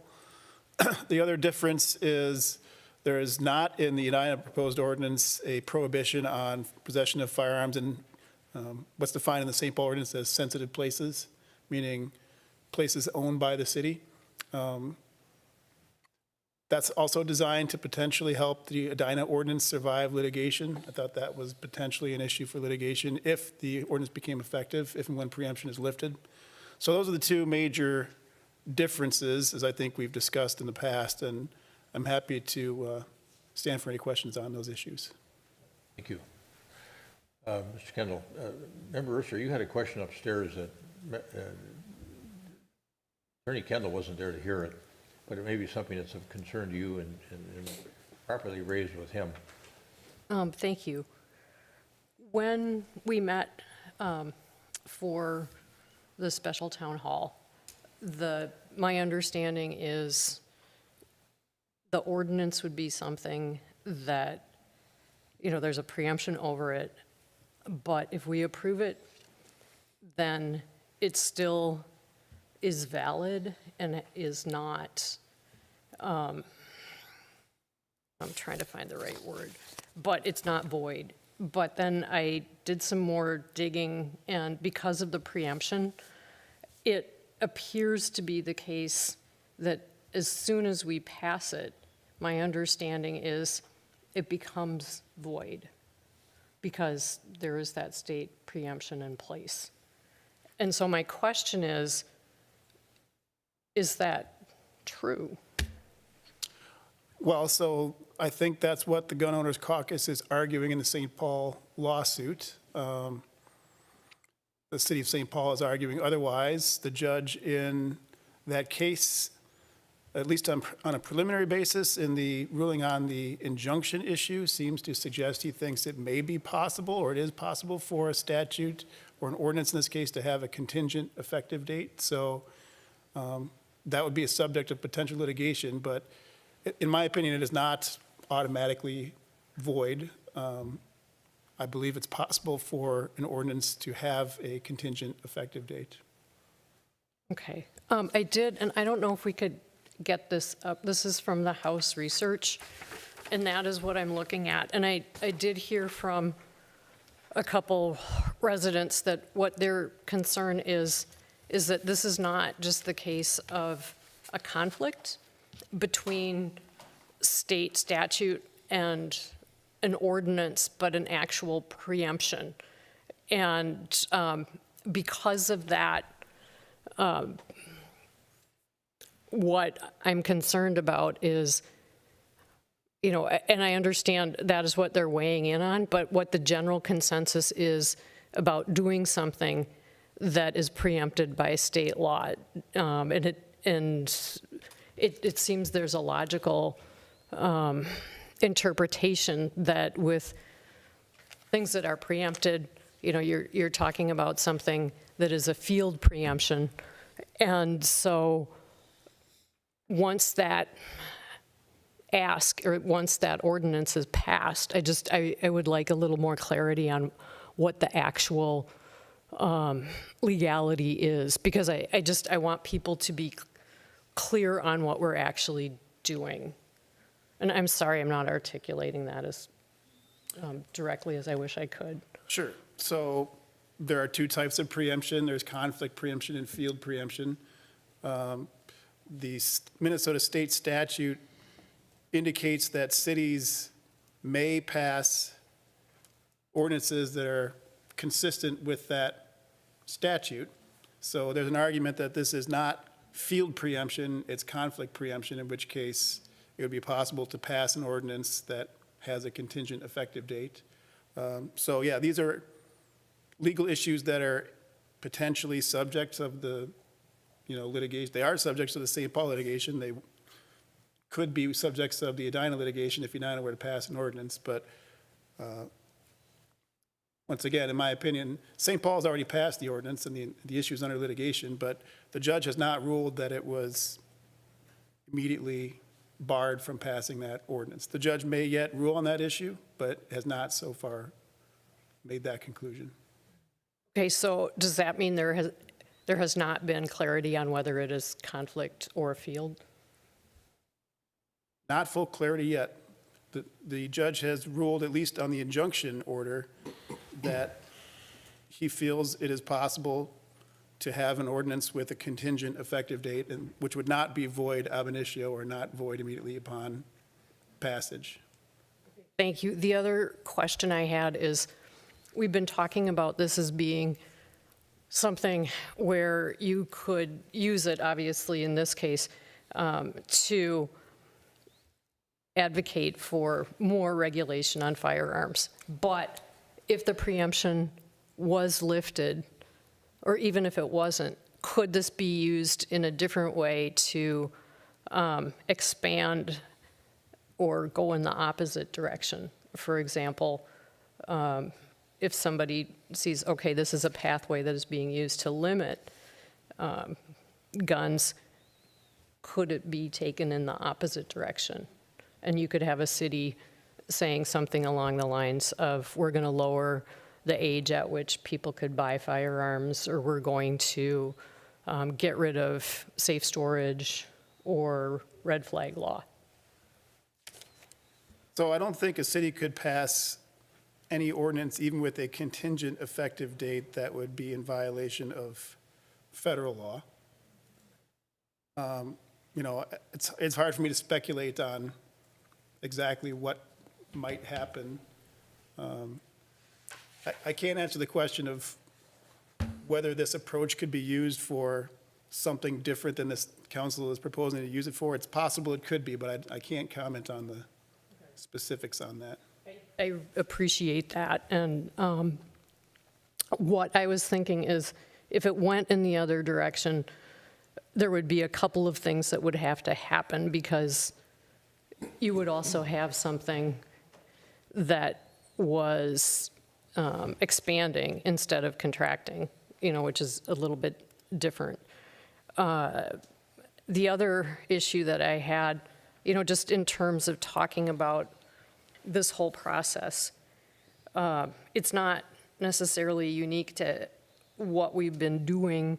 We have had asks where it appears that the ask is against the harmony with state statute, and we've moved forward. For example, I was just thinking about October 11th with Americana. We had the request for a variance, and we had staff advising not to move forward with that because of it being apparently, or looking as if it was not in harmony with state statute. However, if I'm remembering right, the argument was we could pass a variance or grant that and then change the ordinance down the road. And so I wanted to get that out, because in terms of process, and that's what I'm hung up on, I sort of see, you know, this is different because it's writing an ordinance, but it's not something that we haven't done in terms of just how we approach things. That is all I have, and I'm sorry, I've probably been about as convoluted as I could possibly be. Oh, that's fine. Thanks. Member Pierce has, I think, a follow-on question. Yep, can you leave that? Oh, sorry. You can leave that up. So I have to admit, I probably understood half of what you said, your responses to that, Attorney Kendall, but I had a question for you. So I'm just trying to do just plain man's language and understanding. So what's at conflict in the preemption? I actually don't think those three things are in conflict because of the way that you drafted the ordinance. And I'm just validating my thinking is accurate or not. So where you have section 22, 319, the effective date, the article shall not be effective or enforced until the date the city council certifies by resolution that the article is not preempted by state law. So that has to happen, right? And then 22-320, any portion of the article is held invalid, unconstitutional, or unenforceable by a court or competent jurisdiction. That portion shall be severed, and the remaining portions of the article remain in full force and effect. And so I thought the way you drafted this, now I'm not an attorney, but the way I interpret it meant in practice, we are drafting a document that says, here's what we would like to do. We understand that we don't have the right to make these declarations yet. So at the time that the state lifts preemption and specifically says no ghost guns, no assault weapons, what have you, then we will do a resolution. And you further said we would codify those specific things that were approved by the state. Is that accurate? Or what's not accurate? No, I think that's accurate. So, Okay. yeah, you would have to, if any part of the Edina ordinance is in conflict, could become effective, you'd have to pass a resolution specifying exactly which portion of that ordinance was then effective. Yeah.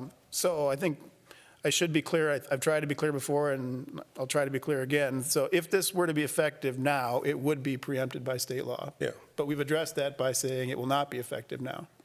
Yeah. And we're just declaring these are the things that we think as a city are important for us to govern with respect to gun laws. And you set forth a way that the city can align legally once preemption is lifted and the state takes some action. But we can't do that without that happening. Correct. Yeah. So I am phrasing that way because I don't think this is in conflict at all because of the way that you drafted it, which I thought, I literally have here, very smart, written down here, referring to the way that you drafted it. So, Yeah. Well, thank you for that. Yeah. And, I mean, it would be in conflict, it is in conflict with the state statute right now, but Yeah. this is kind of an aspirational statement on what you would do if that changed. yeah. Okay, thank you. Member Edina. Thank you, Mayor. I think that the best time for laws like this to have been put into action was after Columbine. The next best time was after Sandy Hook, or after Parkland, or after Virginia Tech, or Uvalde, or. We didn't. But now, after Annunciation, it's a fine time for it too. As a city, we can't do this alone, right? Our council voting on this tonight is a signal to the state and to our country that we value the rights of our children more than we value the right to own guns. Ghost guns, assault rifles, and weapons of war. Our children are not at war. They're trying to get an education. This is the best that we can do today, and I think it's also the least that we can do. I wish we could do more. Our children and our community deserve for us to do more. I fully support this ordinance. And I also want to thank all of the volunteers with Moms Demand Action, all of the community organizers, and everyone who has pushed this forward. I do not think that we would still be having this conversation today if it wasn't for your leadership. So thank you. Thank you. Member Jackson. Thank you, Mr. Mayor. We're a community of families. It's not just families with small children or with children at home. It's grandparents and step-grandparents, aunts and uncles. We are a community of families. We do so much for families in this community. We have an aquatic center. We have the whole Braemar facility, and we're doing Fred Richards. We do so much for families. And the families of this community include people who were hurt in the Annunciation shooting. And they've asked that we can do as much as we can to stop this kind of gun violence. We're not claiming that this is a cure-all. It's one step, and as Member Agnew said, it's the most we can do, but it's not enough. And we're doing everything we can. We want to take the strongest action we can possibly take. It's been raised, well, we have to look at mental health. How can we address mental health when our children are being raised in a society of fear? Everywhere they go, they have to be afraid of gun violence. This is the strongest signal we can possibly send the Minnesota legislature. And our families here in Edina demand that we do something about firearm safety. I want to read, Senator Ron Latz sent us written testimony, and he is chair of the Judiciary Committee in the legislature, and I want to read a little bit from his comments. The city of Edina has a real opportunity to be a statewide leader in this effort. Edina was a trailblazer in protecting youthful consumers from tobacco by passing ban on sale of tobacco products to persons under the age of 21, being the first in the state to do so, and banning the sale of flavored tobacco products. This paved the way for statewide passage of Tobacco 21 in 2020. Now another public health threat faces your community. If you choose to pass the proposed ordinance regulating guns in Edina contingent on state action removing preemption, you would not just be expressing an opinion, you would be taking concrete action to protect Edina. You once again will be on the vanguard of a public health movement at the grassroots level. You would help build the political support for passing similar statewide protections against gun violence, taking an important step to protect the lives of all Minnesotans. Senator Latz has spent years building political support to pass state laws reducing gun violence. Do not underestimate how important you can be in accomplishing that goal. So I'm in favor of this ordinance, and I call upon our neighboring communities and other communities across the state to also pass this ordinance. The first rule in the book on tyranny is do not give up in advance. We may be sued on this, but we're not going to give up in advance. We're not going to lay down our tools before we even have a chance to use them. So I'm strongly in favor of this, and I call upon other communities to follow our lead. Thank you. Member Jackson. Back to Member Pierce. Thank you. The only other thing I wanted to add is whenever we're talking about things like this, it is easier for us to have comments on the positive side, maybe I put it that way. We had 2 lines, and I wanted to share something I learned from the other line that I thought was important. I talked about it upstairs. When we started the conversation, I thought, well, preemption, that's ridiculous. That's why we can't get anything done. And then there were a couple of comments. I did a little research. And now I'm like, okay, preemption actually makes sense in this case.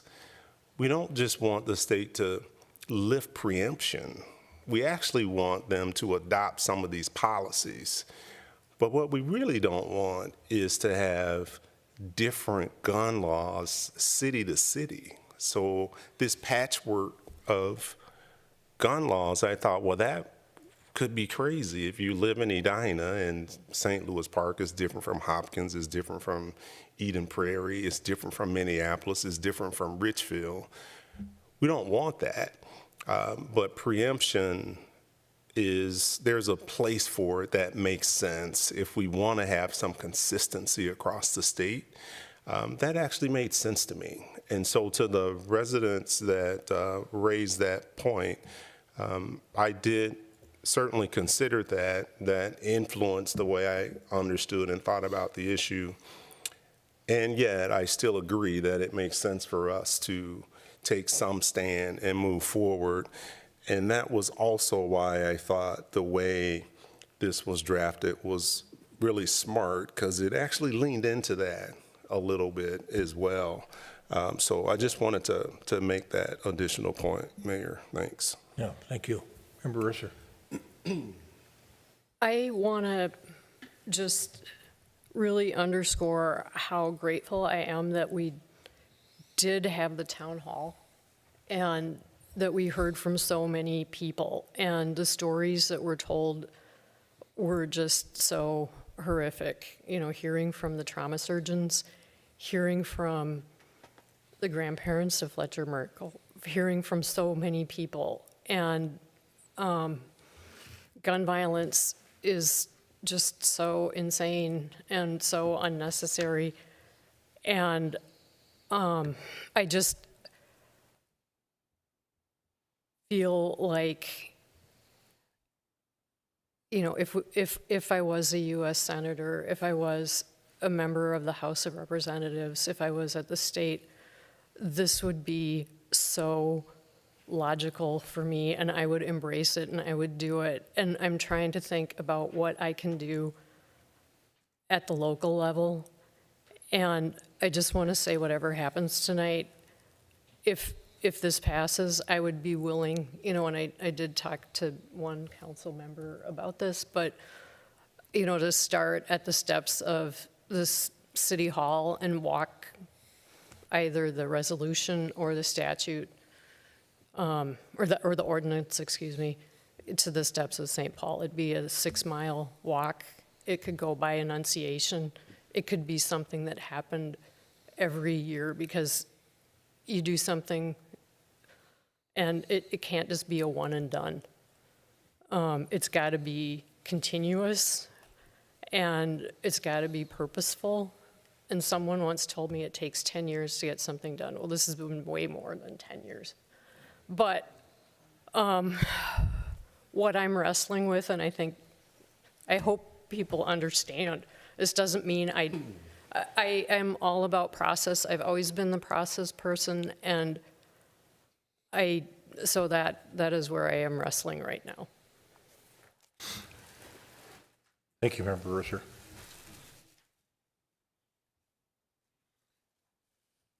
So I've been thinking about this and writing before and this afternoon, and you have those, and we had distractions of ice the last couple of weeks, and went back to it this afternoon, and this is maybe a little bit longer than it probably should be in terms of my comments, but you know, as a lawyer, I've always found the law to be both a catalyst for and something that is reactive to societal transformation.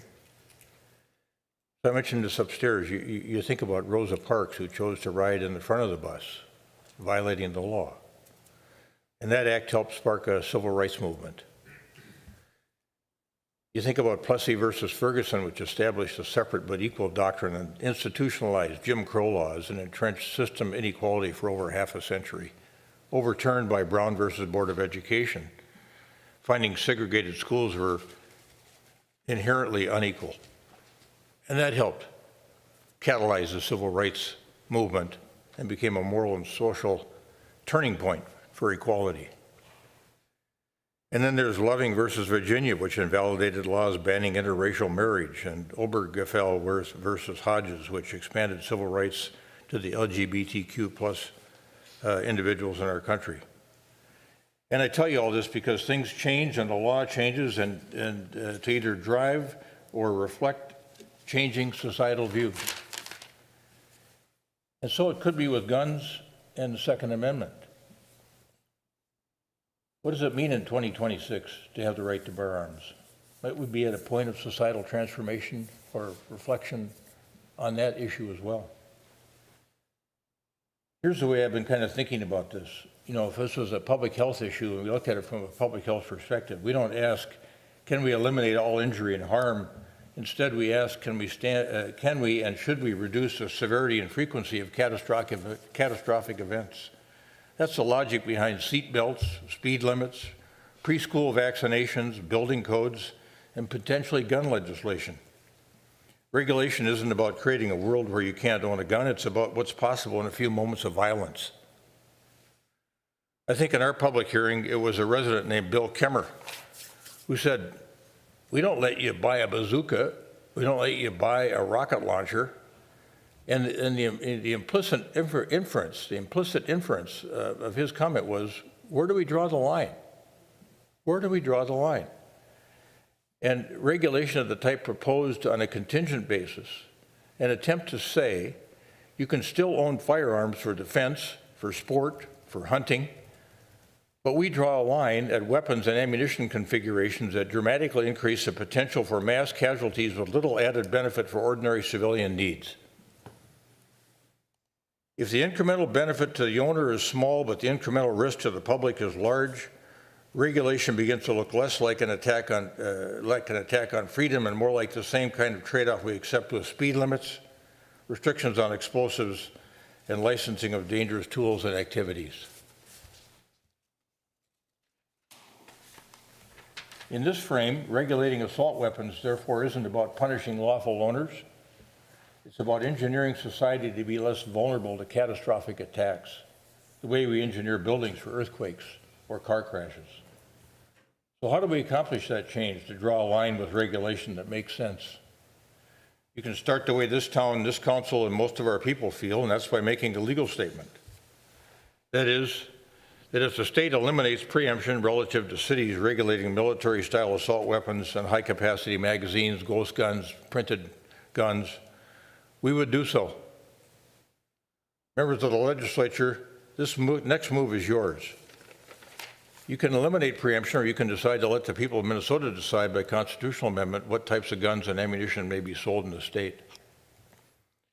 We may be at this moment the proverbial voice in the wilderness, but others may hear that voice and join Edina, as they have done in the past, regarding smoking, Tobacco 21, banning of smoking in public buildings, establishing being the ones of the first to establish a domestic partner registry, and then supporting gay marriage.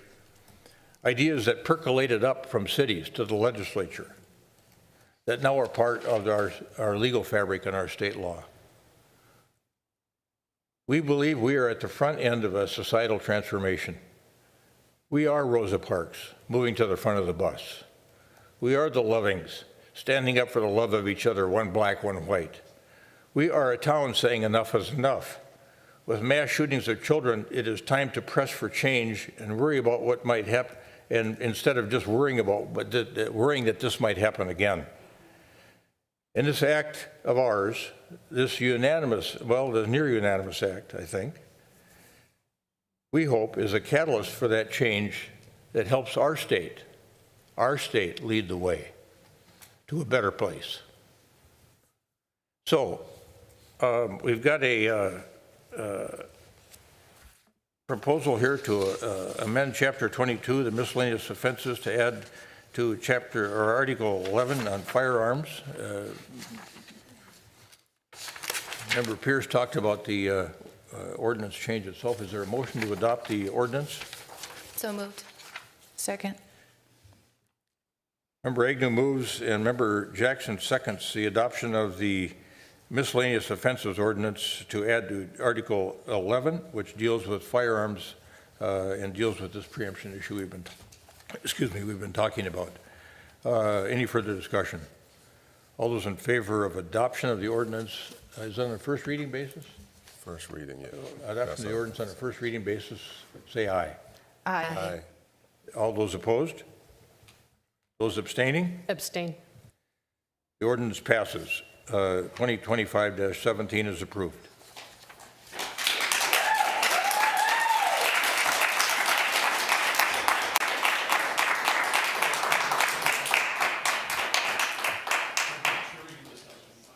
Thank you all. Do you want to clarify what under first reading means? Well, it could make, I meant for them. Yeah, right. No. So this is typical that we would do this on a first reading basis. We didn't waive the second reading, so it'll be coming back to us next meeting for the final approval, but I don't see anything different happening. So I just wanted to let you all know. Excuse me. Now we're going to take up whether or not we're going to engage in, you guys from out of town are getting a real earful tonight. You're here for some interesting issues on the part of our city council and our town of 55,000 people. Now we're going to talk about lawful gambling. So you don't know this, but we're the only we're the only city around our neck of the woods here that I think doesn't allow charitable gaming.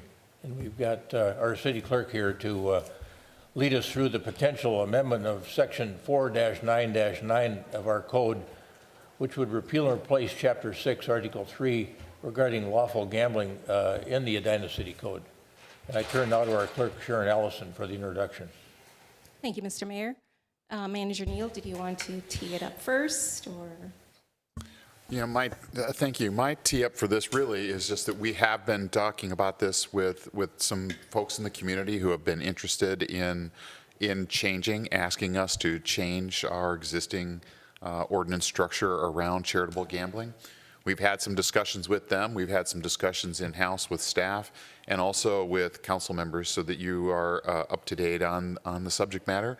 Sharon Allison, our city clerk, is our subject matter expert on this particular item, and she has a presentation that she wants to give you tonight, and we'll both be available to answer questions as well as the city attorney. Thank you, City Manager Neal. Mayor, council members, thanks for having me tonight. So a little background and the need for change, as City Manager Neal explained. The current ordinance regulates only exempt gambling events, and that is on a per event basis. The ordinance does not allow premise permits, which are required by state statute for ongoing gambling.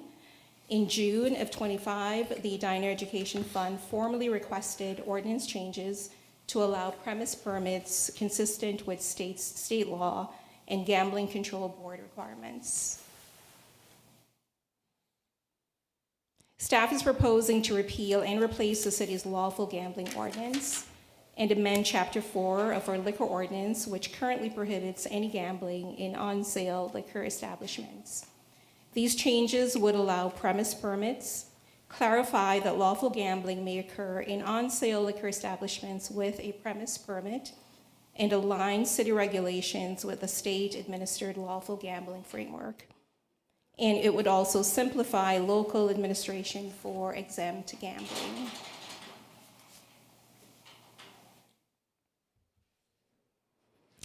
City Council approval is required for premise permits because you authorize ongoing gambling at a specific location. As you've heard tonight from Mr. Boylan, there is an interest for more premise permits to be issued. Staff is recommending 3 premise permits citywide, and this would be to allow staff to assess demand and administrative capacity. And the reason for that is that the finance department will probably be doing the bulk of the work in managing the paperwork and documenting the funds that will come into the city. We're also recommending that only Edina nonprofits would be eligible for a premise permit, and that the trade area is where the nonprofit organizations would spend their funds. And we're recommending that at least 70% be spent in the trade area. The trade areas includes Edina and all contiguous cities.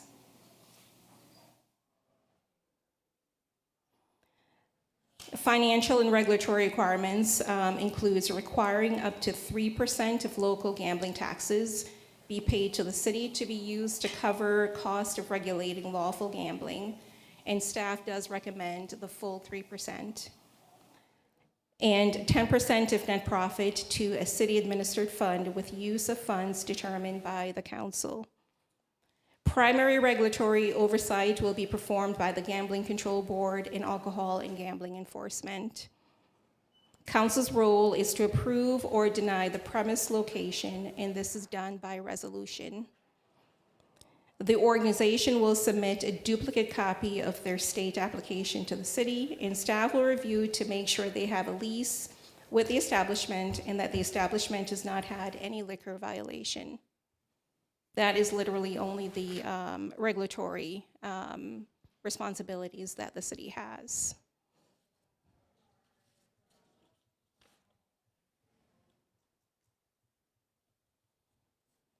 Exempt gambling is currently allowed, and we are proposing an increase from 2 to 4 per year because there is a need for more frequency. However, you could increase to 5, which is the state statute limit.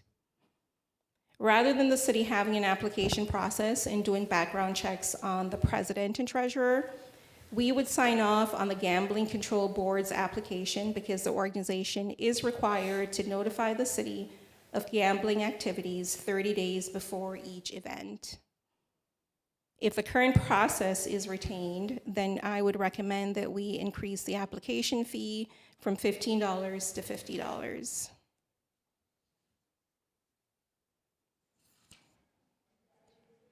To summarize, staff's recommendation is to repeal and replace the lawful gambling ordinance and amend the liquor ordinance to allow lawful gambling, and that would be to allow 3 premise permits only to nonprofit organizations located in Edina. And we recommend 70% of net gambling proceed be spent in the trade areas and 3% of the gambling tax to cover the cost of regulating lawful gambling, plus 10% of net profit to a city-administered fund. And lastly, we recommend increasing the exempt permits and eliminate the application and background process. And with that, I can stand for any questions you may have. Questions? Major Neal, comment. You have a question for the clerk? This is more of a comment for the council. I think as City Clerk Allison and I were putting this together, our goal was to create an opening for this kind of activity to occur and not put the council really or the city in the position of having to pick winners and losers, right? So in this case, as Ms. Allison has explained, the relationship is between those who will want the money and spend the money and those locations, the venues themselves, and they'll have to work that out bilaterally, right? We won't be in the position of saying you're going to go to Wooden Hill and you're going to go to somewhere else. That's not the role that we're trying to put you in. The other item that you heard about earlier was about how many permits we want to issue, and our discussion was around starting with 3, just to get a sense of what the market may bear, and not go straight to the maximum that we could put out there. So that's what that came. It was putting our toe in the water a little bit, seeing how it works, and then seeing if there really is a need or a desire for expansion after that. And additional to that, that is also what we're seeing from other cities that do allow premise permits. I'm not aware of any that has 6 premise permits currently. And I believe when Kathy presented, Wayzata had just added a 2nd premise permit in 25, I believe. So I have not seen a city that has 6 premise permits. So. Councilmember Pierce. Thanks, Mr. Mayor. So that's super helpful. The only question I have is just procedural. If we were to, for some reason, go to 4 or something more than 3, what's the process for that? You just decide, you tell us that you'd like to go to 4 instead of 3. So you'd come back here and, okay, and we would, I guess, amend the ordinance? Correct. Okay, thank you. And we could do that any time. Yeah. There's not a 1-year waiting period. I think anytime. Right, so the ordinance tonight is not on a first reading basis. It's for you to give us direction, and then we'll bring it back to you on a first reading, and even waiving 2nd reading if you so desire. Another question? No, just a comment. You will almost always get me if there is something new we're doing and you say, we'd like to take our time to understand it before we make other decisions that are consequential to it. I just think that's in practice, it's smart to do that. So that's it.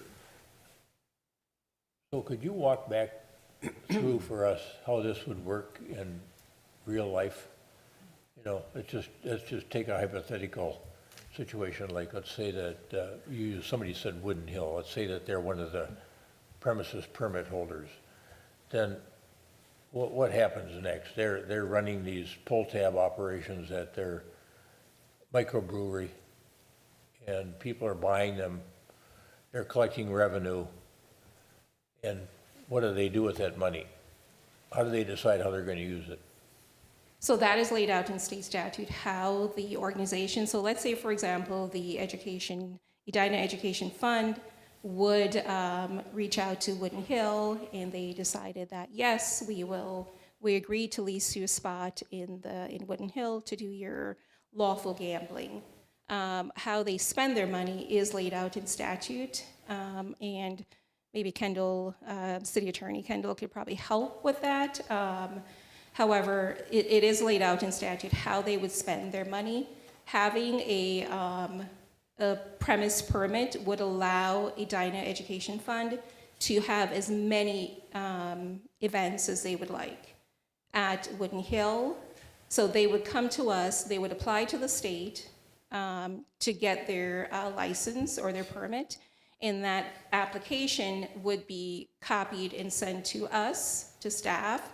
Staff would review to make sure that they do have a lease agreement with Wooden Hill, and then that Wooden Hill has not had any liquor violation. And then we would bring that to you with a resolution recommending approval of that location. Edina Education Fund would then be able to have as many events as they would like without coming back to us for permission. They are reporting to the state regarding their gambling, and they're also reporting to us if we decide on a monthly basis or quarterly, whichever works for our finance department, so that we can track the 3% and receive the 3% gambling funds, and also the 10% net profit. Well, so if I'm Wooden Hill and I send in an application to the state to get this premises permit, do I have to identify who I'm going to be working with So at the time I apply for the permit? Edina Education Fund would be applying for the permit. So And they the would be listing. nonprofit applies for the permit for the authorized distributor of alcohol? Correct. For the lawful gambling premise permit. Okay. With proving to us that in submitting a copy of the lease that they have with Wooden Hill to prove that they have a relationship, that they have been authorized to do lawful gambling with Wooden Hill at that specific premise. And could multiple nonprofits apply for Wooden Hill? We're recommending that one nonprofit per premise permit at Wooden Hill, for example. Only one nonprofit would be approved to. Per premises? Yes. Well, we've got a lot more than 3 nonprofits that are looking after the goodness of the town. And we do understand that, but we're asking that we take baby steps to make sure we understand what is all involved with managing the funds and the paperwork. Andrew Neal? Well, what you said is true, but it's also true. This is not easy.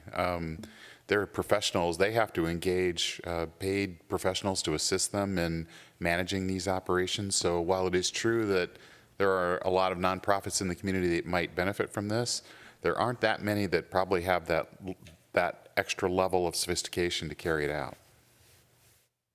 And then, I don't know if it was something Mr. Boylan said or not, but it made me think about, okay, let's say that there's that one-to-one relationship. We'll just use the Ed Fund, for example, because we're looking at her in the back of the room, and Wooden Hill. Could Edina Ed Fund decide that they would be a conduit for other organizations that are nonprofit in nature and share that revenue with them? Or is that? I don't think so. I think it's probably laid out in state statute. Maybe Attorney Kendall could. So if Mr. Boylan called and said, hey, would you share revenue with us with the Edina Hockey Association that you collect over at Wooden Hill, Edina Ed Fund would say no. It could. Or would they be able to say yes? I guess. I don't know. I didn't really follow that. From a premise permit standpoint, they could not do that in terms of us issuing the premise permit. What they do outside of that, that's totally between the two organizations, I suppose. This is a first, we're just giving you direction tonight. You're going to come back with something for us to look at on a first reading basis. Yes. So some of these issues could be fleshed out before you come back. Yes. Okay. Councilmember Jackson. Yes, thank you, Mr. Mayor. So this would provide income to the city, correct? And is that income on par with what it will cost us to administer it, or is it probably exceed the cost of administering this program? We believe it's on par. We don't know. The 3% gambling tax, so you can go up to 3%. And because it will be our first year, we have no idea. By state statute, if the 3% that we're collecting is too much to cover, is not necessary to cover our cost, then we would have to pay that back to the state. So we're recommending the 3% based on numbers that Kathy actually shared with us. I think they're excited about the amount of money that they will raise. And so we're calculating kind of off of that, thinking that there will be a need, staff capacity, or I should say staff's time to manage the paperwork and the funds, so that that 3% will cover all of our cost. So this would be revenue neutral, but then we are cutting our current system. Will that provide some savings to the city, that by not having the system of gambling that we have now, will we have some savings then? Savings of your time, for Savings instance. of time for sure, in that we would only sign off on the LG 220, in that we wouldn't be running the background checks anymore. So savings for my division's time, as well as savings for the police department's time in not running background checks. Okay, thank you. And then finally, the Red River Kitchen leases space in Braemar Golf facility. Would that be eligible for this if it's in a city facility? Do we know? We believe so. Attorney Kendall, would you like to opine on that? Sorry, what's the question? So we lease the Braemar Golf Clubhouse to Red River Kitchen. It's a city facility. Would that restaurant be eligible to be one of the companies or one of the locations for this? Yes, if they partnered with someone who has a state charitable gambling license, then they can they get a premise permit at Braemar. Okay, so there's nothing As about long it as being a Braemar city can comply building. with all the required provisions of the. We'll vet that before we come back with the ordinance, so, because Okay. that's a good question. Because, I'd like to bring revenue into our tenant as well, so, great, okay, thank you. All right, thanks. Member Edina, then Member Risser. Thank you. I think this is the first time we're really having a discussion about this. Based off of what I've seen and heard to date, though, I don't feel that this ordinance to allow charitable gambling in Edina is something that I can support. At its heart, I appreciate what these groups are trying to do, funding our children, their education, their mental health, and their ability to be well-rounded individuals by participating in extracurricular activities. I think that's a core to what our role is in our community. And I don't question the intention here. I'm just not convinced that introducing another form of gambling, particularly one that shifts the burden onto a narrower, more vulnerable group, is the right way to support our community. So we heard in the presentation that one of the intentions is for this to lessen the burden on existing donors. This tells me that what we're doing is shifting where funds are coming from to support these things within our community. I haven't seen yet a strong unmet need to understand, what's happening in our community today, where is there an unmet need, and how will that turn into gambling needing to fulfill that? I think my broader concern is really around gambling as a broader context. Our nation, our country is grappling with this rapid normalization of gambling. I see it through the prevalence of sports betting. I see it through the rise of prediction markets that create the ability to bet on and profit from literally nearly everything. A friend of mine, he's a lecturer at the University of Minnesota, and he interacts daily with undergraduate students. He explained to me that sports betting is the #1 bad habit that his male students are trying to kick. Today, with notifications, with social pressures, sports betting is impacting our youth in unprecedented ways. Pull tabs are not sports betting, right? I'm not equating those two. But it's a part of an overall system that preys on addiction and taking money from people who may not have money to give. Public health research indicates that while overall gambling participation varies, financial harms from gambling tend to fall most heavily on people with fewer resources, because they spend a larger share of their limited income on gambling and they're more vulnerable to these losses. I just don't want to signal to our children that gambling, with all of its well-documented downsides, becomes acceptable when it's tied to something good. We should support our children and our schools and really all of these community organizations. We have community organizations today that do that. We should really ensure that we continue to do so in ways that align with our values that we're trying to pass on to the next generation. So that's really at the heart of where my concerns are. Thank you for that. Thank you for that. Member Risser. It's always challenging because you have what you're going to say and then somebody says something really, and you're saying something that seems so ordinary. But one thing, in order to get the pull tab experience, we went to Golden Valley to the Chesterbird American Legion. And it was really interesting because they generate revenue for so many different organizations. And I'm sitting here thinking, we don't really have a place like an American Legion here in Edina that would function that way, right? It would just be very targeted. True? We don't have a Legion. We don't have a Legion or VFW in town. That's right. All right. We did come out ahead.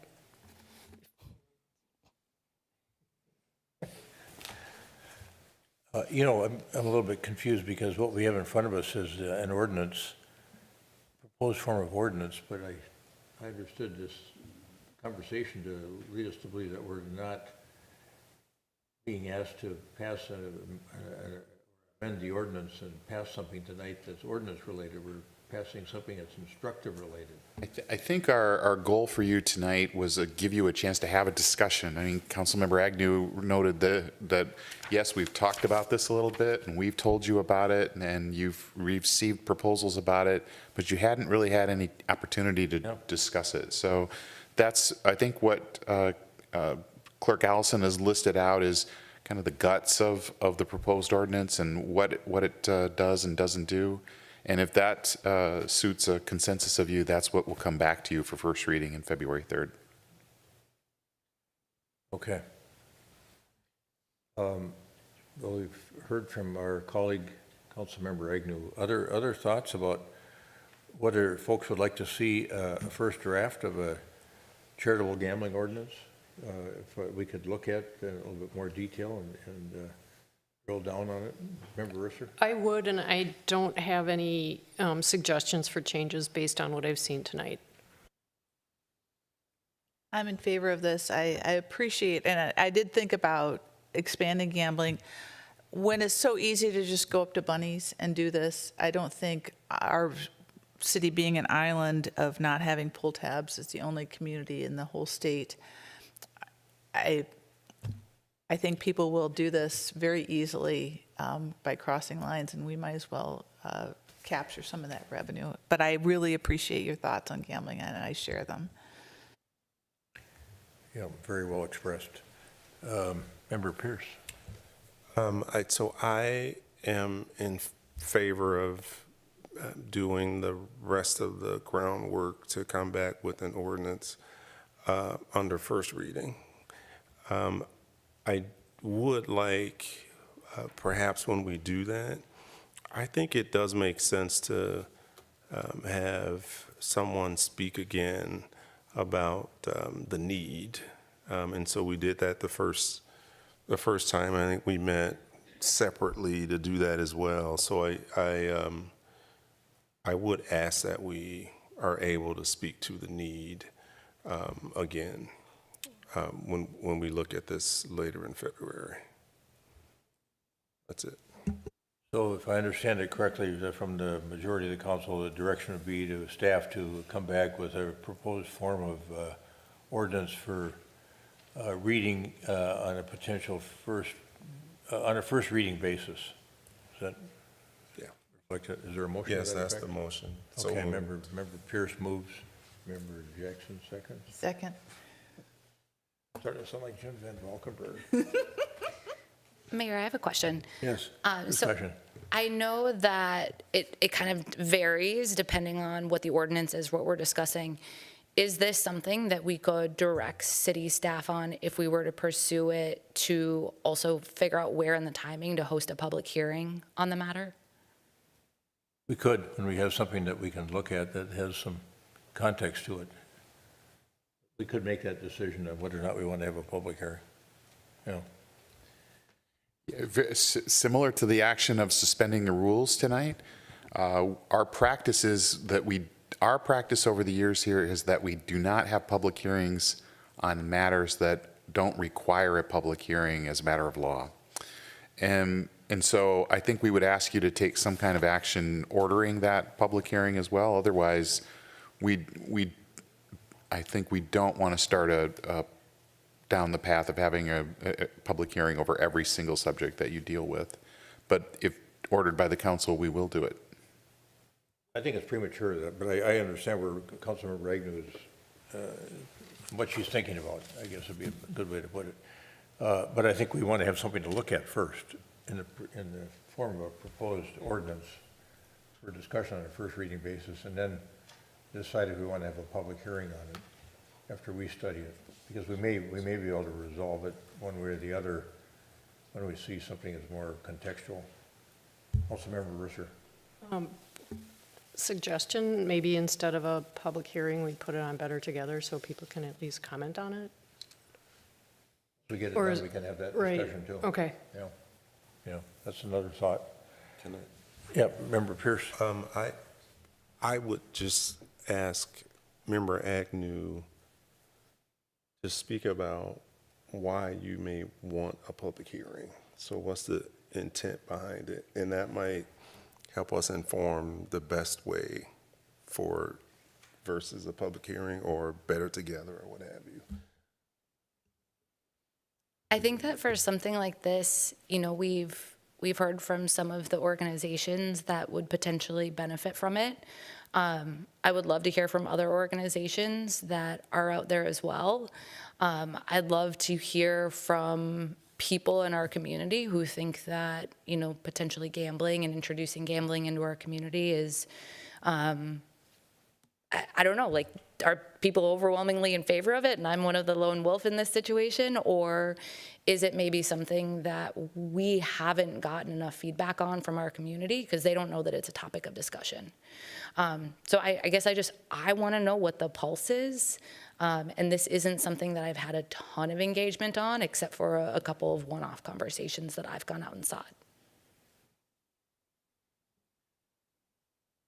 Thank you. Yeah, to the point that Member Agnes made and Member Risser made, could we just put the concept on Better Together, Edina, and say, you know, do kind of an informal survey poll on Better Together, Edina? That wouldn't preclude us from deciding to have a public hearing, but at least we get to send some kind of preliminary view. That may help all of us, including you. I guess I don't know that I would make it a poll. I don't know that we've ever introduced a poll on something else. But yeah, I think open for comments would be more similar to what we've done. An approach might be, or a compromise might be, for an ordinance, we normally post it on our website 10 days before it comes to council for feedback. It's required by state statute. A compromise probably would be, we also post it on Better Together to get feedback there. We'll post it on our website, but in addition to that, we'll also post it on Better Together to get feedback. And we could turn that around quite quickly so that it probably could be ready for the next council meeting. Okay. Yeah, it's a fair approach, I guess, to start the process. Okay, you have, did we vote? I can't remember. No, we No, didn't vote. we did not vote We yet. didn't vote. We had a motion and a second, then we had discussion. All those in favor of directing staff to come back to the council with a proposed form of ordinance on charitable gambling on a first reading basis, say aye. Aye. Aye. Opposed? Nay. Motion carries. I think you've got your direction. Yes. All Thank right. you. Now we're finally going to get to the Iona guys. And we got Director Teague who's going to introduce the topic. Yes, thank you, Mayor. Members of the council, this is a site you're all familiar with. Over the last, 3-4 years, we've had 3 development proposals for the site that have not passed. First was that larger scale restaurant with the rooftop dining. Second was the Green Drop Donation Center, and the small pizza restaurant.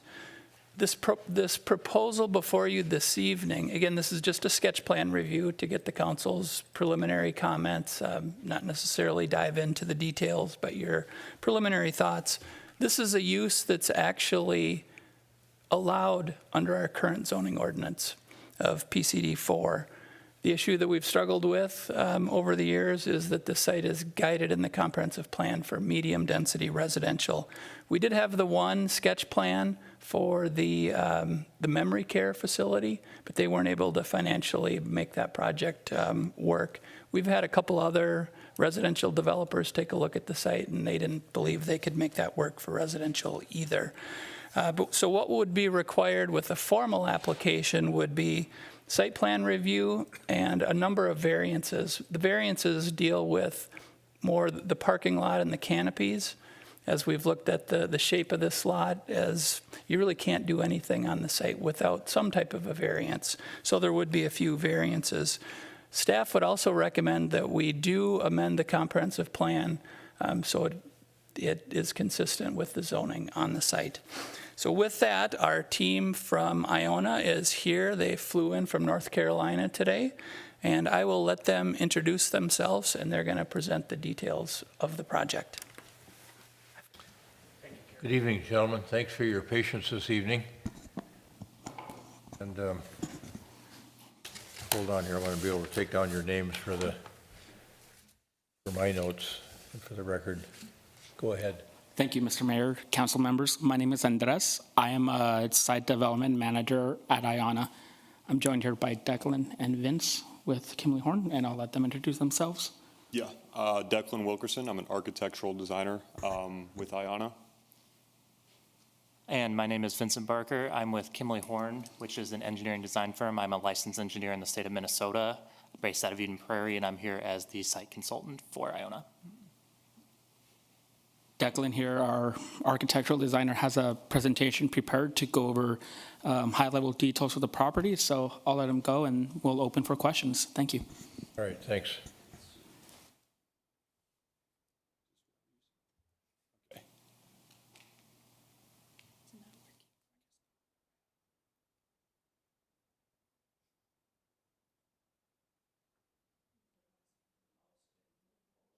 Can I click on the keyboard? Yeah. Okay. It might just need some. Yeah, I can do that. I can do that. Sounds good. So we are Iona, Andreas and I. We are a joint venture of 8 of the biggest auto manufacturers in the world. That's BMW, GM, Honda, Hyundai, Kia, Mercedes-Benz, Stellantis, and Toyota. Just a little bit about us as a company. We like to say that we put the service back in the station. We, like I said, born from 8 of the largest auto manufacturers in the world, with the mission to build a nationwide charging network that puts the customer first. We aim to give network coverage that our drivers need, reliability that they crave, that they deserve, with amenities that they crave. This is just a little graphic that kind of shows the spread and the growth of the company so far. So we're coming up on our 2-year anniversary here in February. We have around 90 sites live. Thank you. We have about 90 sites live across the nation, with hundreds more in permitting, in construction and beyond. Let's see. Okay, back to the buttons. No, ma'am, it's all good. So a little bit about the Iona experience in Edina.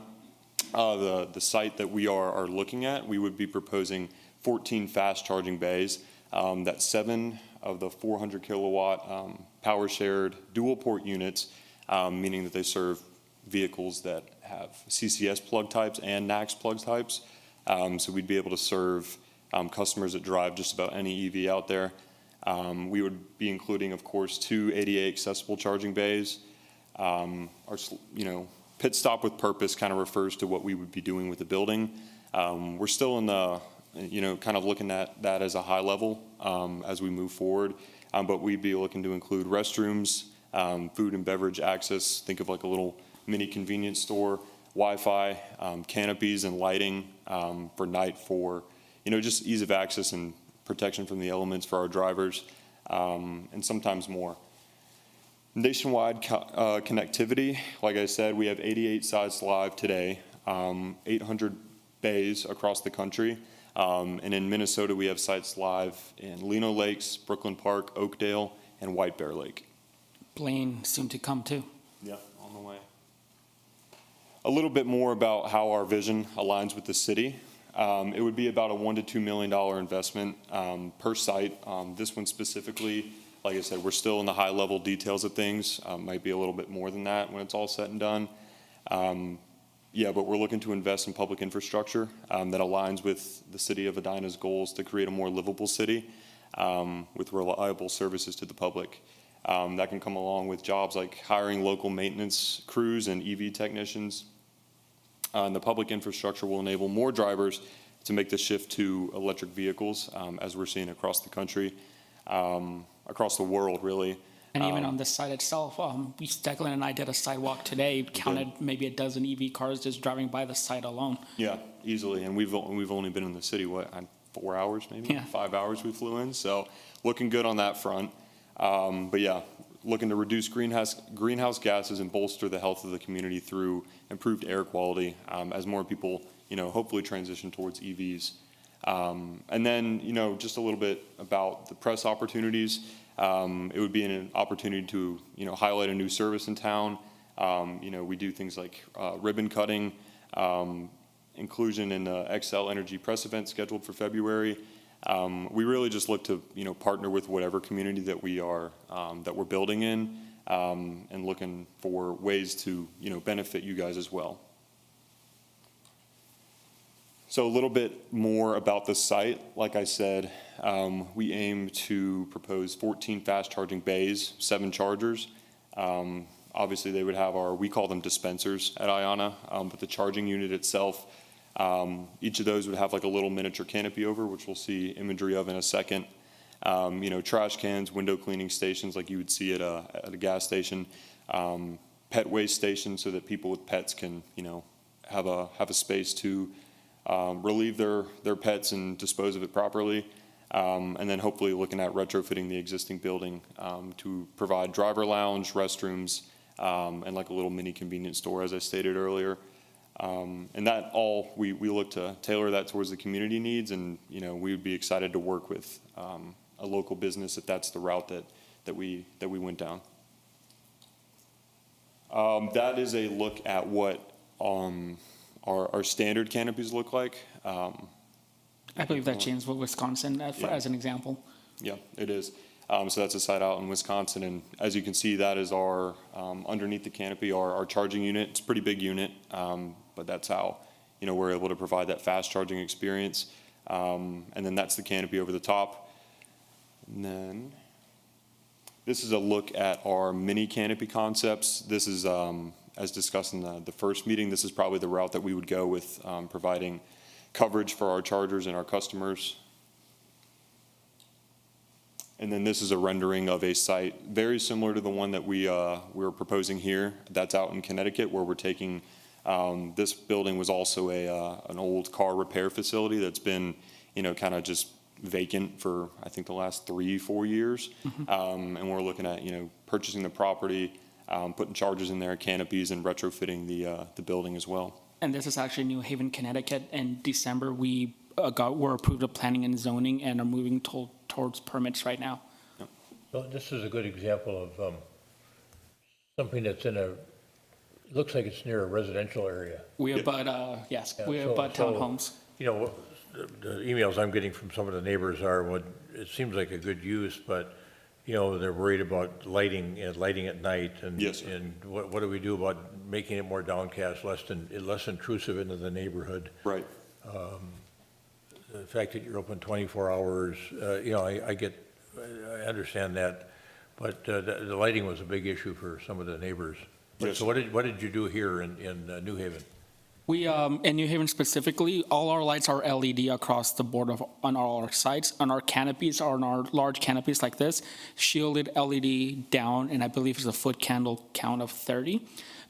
Depending on requirements from cities, we will add dimmers with motion sensors, so it'll go up to their peak foot candle at whatever is agreed upon during our permitting process, and will dim, I believe, around 40 to 60%. I don't know the exact number off the top of my head.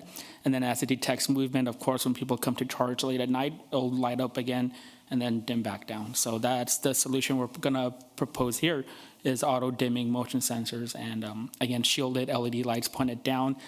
For the mini canopies that will be abutting the residential area, we'll add I'm blanking on the terminology. We'll add additional back shielding to the LED light, so just to make sure it doesn't bleed out behind. Yes. Wait a minute now, so is this an example of what you would do in Edina, or is that mini canopy idea what you're thinking about doing in Edina? Ideally, we would like to do the larger canopy, but understanding the residents' wishes, we could switch to this to allow for even lower light bleed into the residential neighborhood. I would say for this site specifically, as you can see, it's very similar kind of in this rendering to what, you know, this site would propose, the challenges that it would propose. And, you know, you're correct in saying that the first meeting had a lot of, you know, questions and comments and concerns regarding lighting. The mini canopies will actually emit less lighting than the larger standard canopies. Across the country, you know, we might go with the bigger standard canopy just because it provides more coverage over the entire site rather than just over the chargers.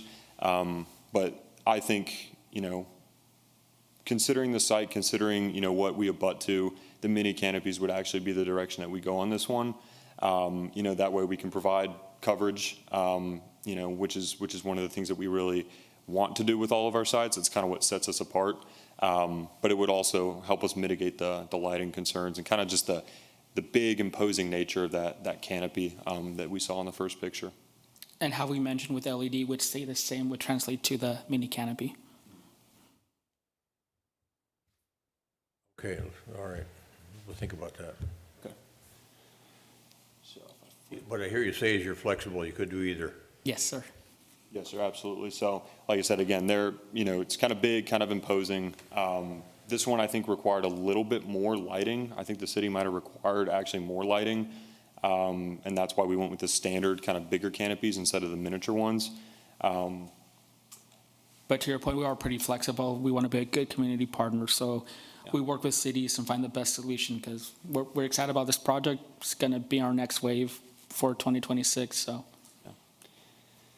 And then moving a little further into the presentation, these are some concept sketches of what we might do with the interior of the building. You know, based on feedback that we received in our first meeting, we had proposed a few different options. One of them was using the entirety of the structure as like a customer lounge. The second option was doing like a little mini convenience store. And then the third option was like using a piece of the building for a customer lounge and then, you know, potentially bringing in a future tenant for the rest of the space. In that first meeting, it was kind of, you know, indicated to me that the preferred direction would be to go with the convenience store and trying to make it more of a communal aspect where, you know, people of the neighborhood that kind of surrounds the site would be able to access it, even if they're not an Iona customer. And like Andreas was saying earlier, I mean, we're all about community engagement and looking for ways, you know, where we want to build, we want to integrate and be a part of the community and look for ways that, you know, we can bring people who may not drive an EV and still be a part of the Iona experience. Unfortunately, you know, we're in a position where we can explore lots of different opportunities at this stage.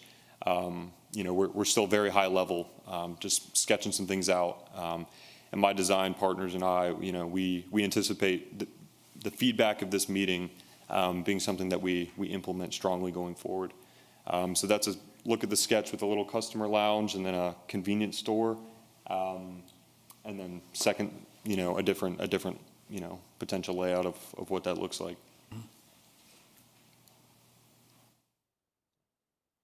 And I think it's also important to note that the convenience store aspect, this is something that was also touched on in that first meeting. We traditionally do like Amazon Just Walk Out technology.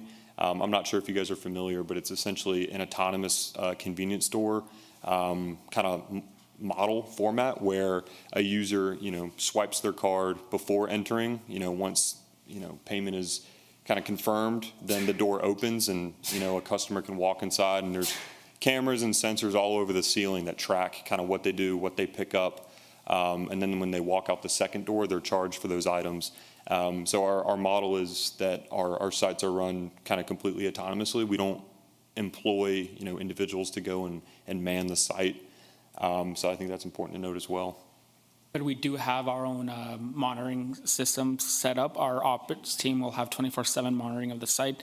Any issues come up, we'll contact our own security if need be. If anything needs to be escalated, we'll contact the authorities. So we do have a level of escalation if issues do come up while being run autonomously. And we are partnered with a 24/7 call center as well. So with the convenience store, is this something that anybody from the neighborhood, kid wants to buy a candy bar, can they get into it? Yes, ma'am. How does that work? I can give some more detail on that. With our parents' card, sure. So we've discussed internally with our operations team, and we've decided to leave the lounge area open from 8 a.m. to 6 p.m. Without scanning through QR code, as our other buildings you can access via QR code. And past 6 p.m., you do have to scan in a QR code, just getting later in the day, security reasons. And inside the actual area, the JWO convenience store will be a secondary door that you would have to tap a card or credit card in to go through. Unfortunately, in order to keep it unmanned and keep it secure, we do have to add that barrier. But the lounge, as I mentioned, would be open if children want to come into the lounge, use the restroom real quick, get some water from the water fountain and go out. That's their prerogative.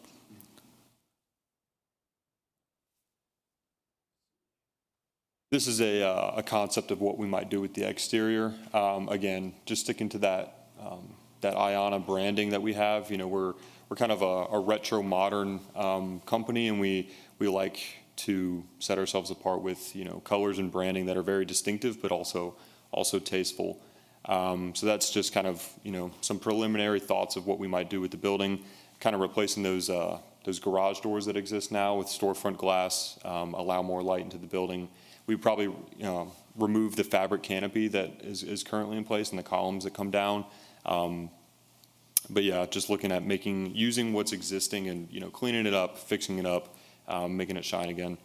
And something we're also doing across several cities. Apex, North Carolina is the first one we did it with. Sandy, Utah, the next one. Westminster, California, and here as well is we'll do a call to local artists, and we'll do a mural on our building. So we always find it fun to let's find a local artist here that knows the city, and they can come in. We'll do a tombstone piece where it just says the city name, year, and then one more piece of art. So that will be one of our ideas for the building once we proceed through permitting. Yep. That's right.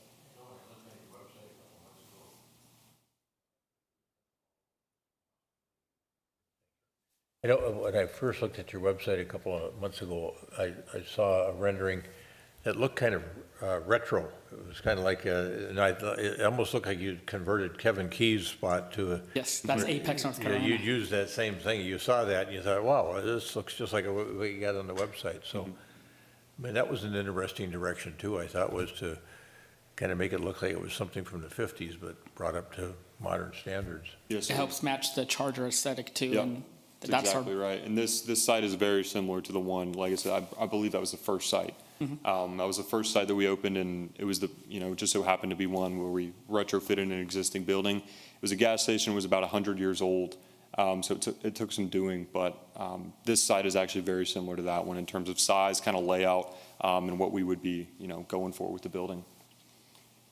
Let's see. So again, backside, exploring the possibility of, adding windows in there, let more light into the building. And then, again, other backside, just keeping it simple, nothing crazy, just, matching branding, making sure that everything's cleaned up, repaired as needed. And then there is a look at the side that faces the street, and that was what Andres was talking about with our tombstone piece, where it's a fun graphic that we deploy at pretty much all of our sites that are similar to this one, where we, that one is just a clip from the Apex site, but it would obviously have, City of Edina zip code and, a little slogan to kind of, tie our site together with the city. Are there any questions about the building itself, the renovations we're proposing? Member Jackson. Yeah, so I know that the vending machines are possible. Have you thought about, one of the ideas that came up is a Japanese style, a little bit higher end vending, so that you could get maybe some hot soup or something, not just chips and candy bars. So I don't know what kind of, if the site would lend itself to that, or is it more just go in and it's like a hotel, where you can get ice cream or candy bar or something. But if I would encourage you to think about something like that, a little bit higher end, so that maybe it would be a destination if you just wanted to go get a nice cup of coffee, that one of the vending machines would provide that. Sure, that's very good feedback, council member. I'll be more than happy to take that back and explore what we can do on top of the convenience store, see what vending options we can provide outside of it to allow, to your point, people to just go in real quick, maybe chill in the lounge, and see what we can do there. Thank you. Yeah, so this concept of having the either a convenience store or vending machines, how many of your sites have something like this? Do most of them have something, or how many? I'd say as of JWO, the unmanned convenience store, we have Gardner, North Carolina. Westminster is the next one coming up. I can't recall if, I'm a bad employee, I can't recall if Houston's JWO or not, but for sure Gardner, North Carolina is the first site where we're deploying the convenience store solution. And then Westminster, California is our flagship. It's going to be the next one where we employ this similar setup. Lounge is separated from JWO. Lounge, easy access for anybody. And then the JWO store, you tap in, come out. Okay, terrific. Thank you. Yes. Yeah, just to add to that a little bit, like I had mentioned earlier, the company, we're coming up on our 2nd year anniversary.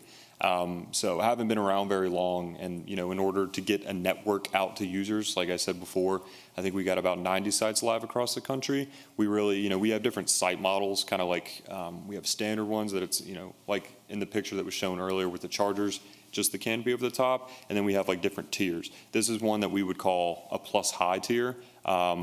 And it's one of our highest, kind of models that we can deploy. We don't have many of them. We have a decent amount out of the 90.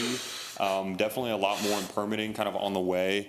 But moving forward, these are definitely ones that we're looking to implement more and more once the network is kind of out there and established, as we're already seeing.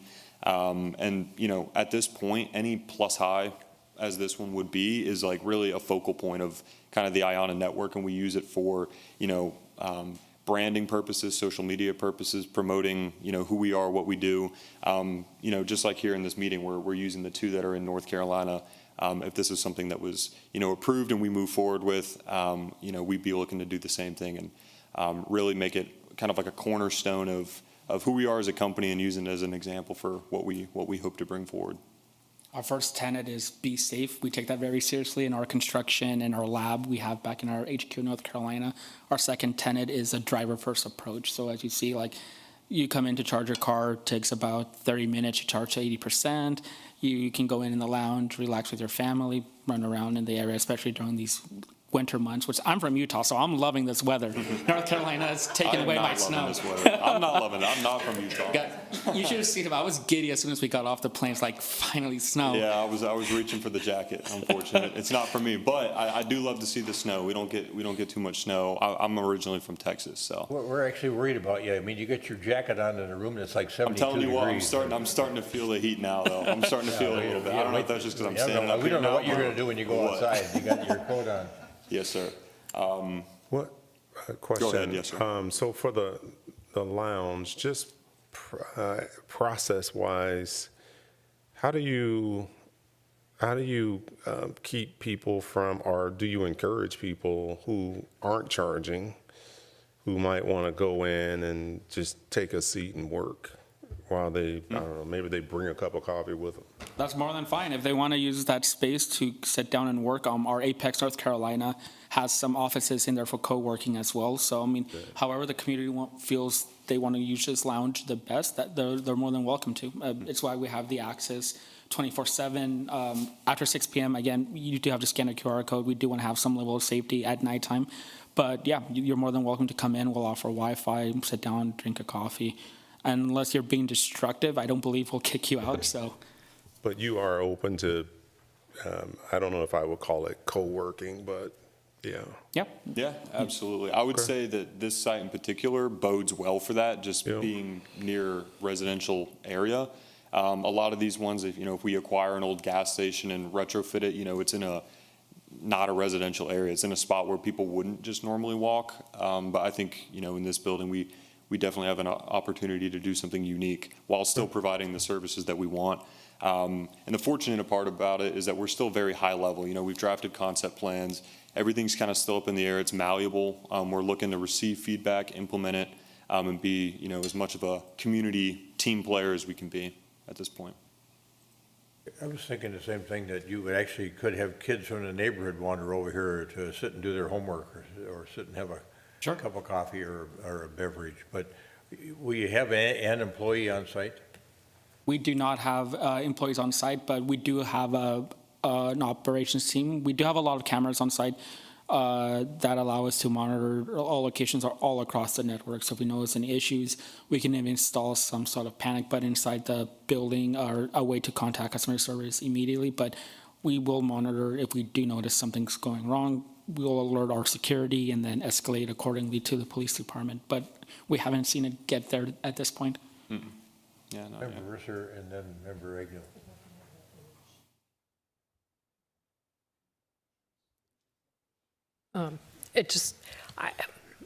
We've had several proposals come before us, and this does require an amendment to our comprehensive plan. Of course. And I live very close to a very similar site that now has 2 double dwelling units on it. It was a Sinclair, and it's not large enough for 1 double dwelling unit following code. And so I just wanted to get this on your radar so that you're not surprised if I bring it up again.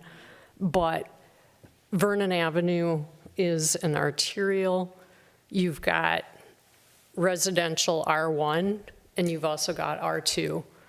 And what I'm concerned about is if the comp plan was not changed and we stuck with residential, it's likely the Vernon Avenue driveways would be removed and access would be off of Eden Prairie Road. And I know the hurdle is really high because of the price that was paid for the land. So residential is very challenging, but if we're guided by, if we're letting development be guided by what somebody pays for a site, I think that's problematic, and that ended up happening with the Burley site. So I just want you to be aware that this is on my radar, and you can see section 24-30, that sentence starting with when properties adjoin more than one street, driveways shall be restricted if possible to the street with the lower volume of traffic. And then I don't know if we can move the image up because there's more text, but the following, thank you. Oh, it's just, that's great. Okay. The following additional restrictions apply to lots in the R1 district and R2 district. Okay, so what does in mean? And that requirement is on corner lots or through lots as defined in Chapter 36. No driveway shall intersect with a street designated by the comprehensive plan as a collector or arterial.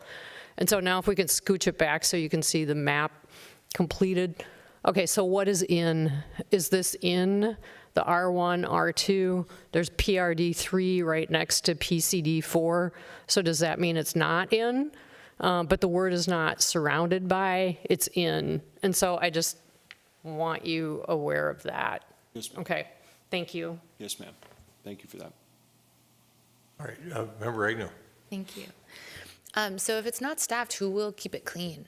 So we partner with, JanPro is the one I know off the top of my head, but we partner with a few national firms to come in and maintain the cleanliness of our sites.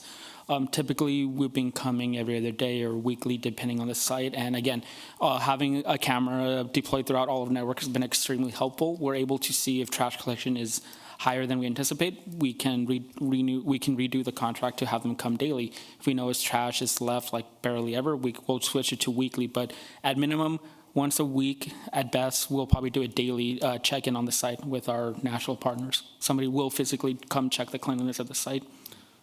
Okay, thank you. You also mentioned that people from the community can walk there and hang out, maybe co-work, or maybe students can study.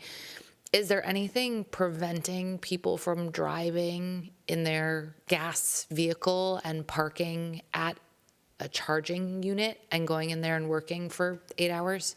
I'm going to be honest with you. That's not the ideal scenario here, and it would take away a charging spot from members of the community, which why we're building this for. We're more than happy to have people come and enjoy the Ayana lounge space. It's what we're building it for.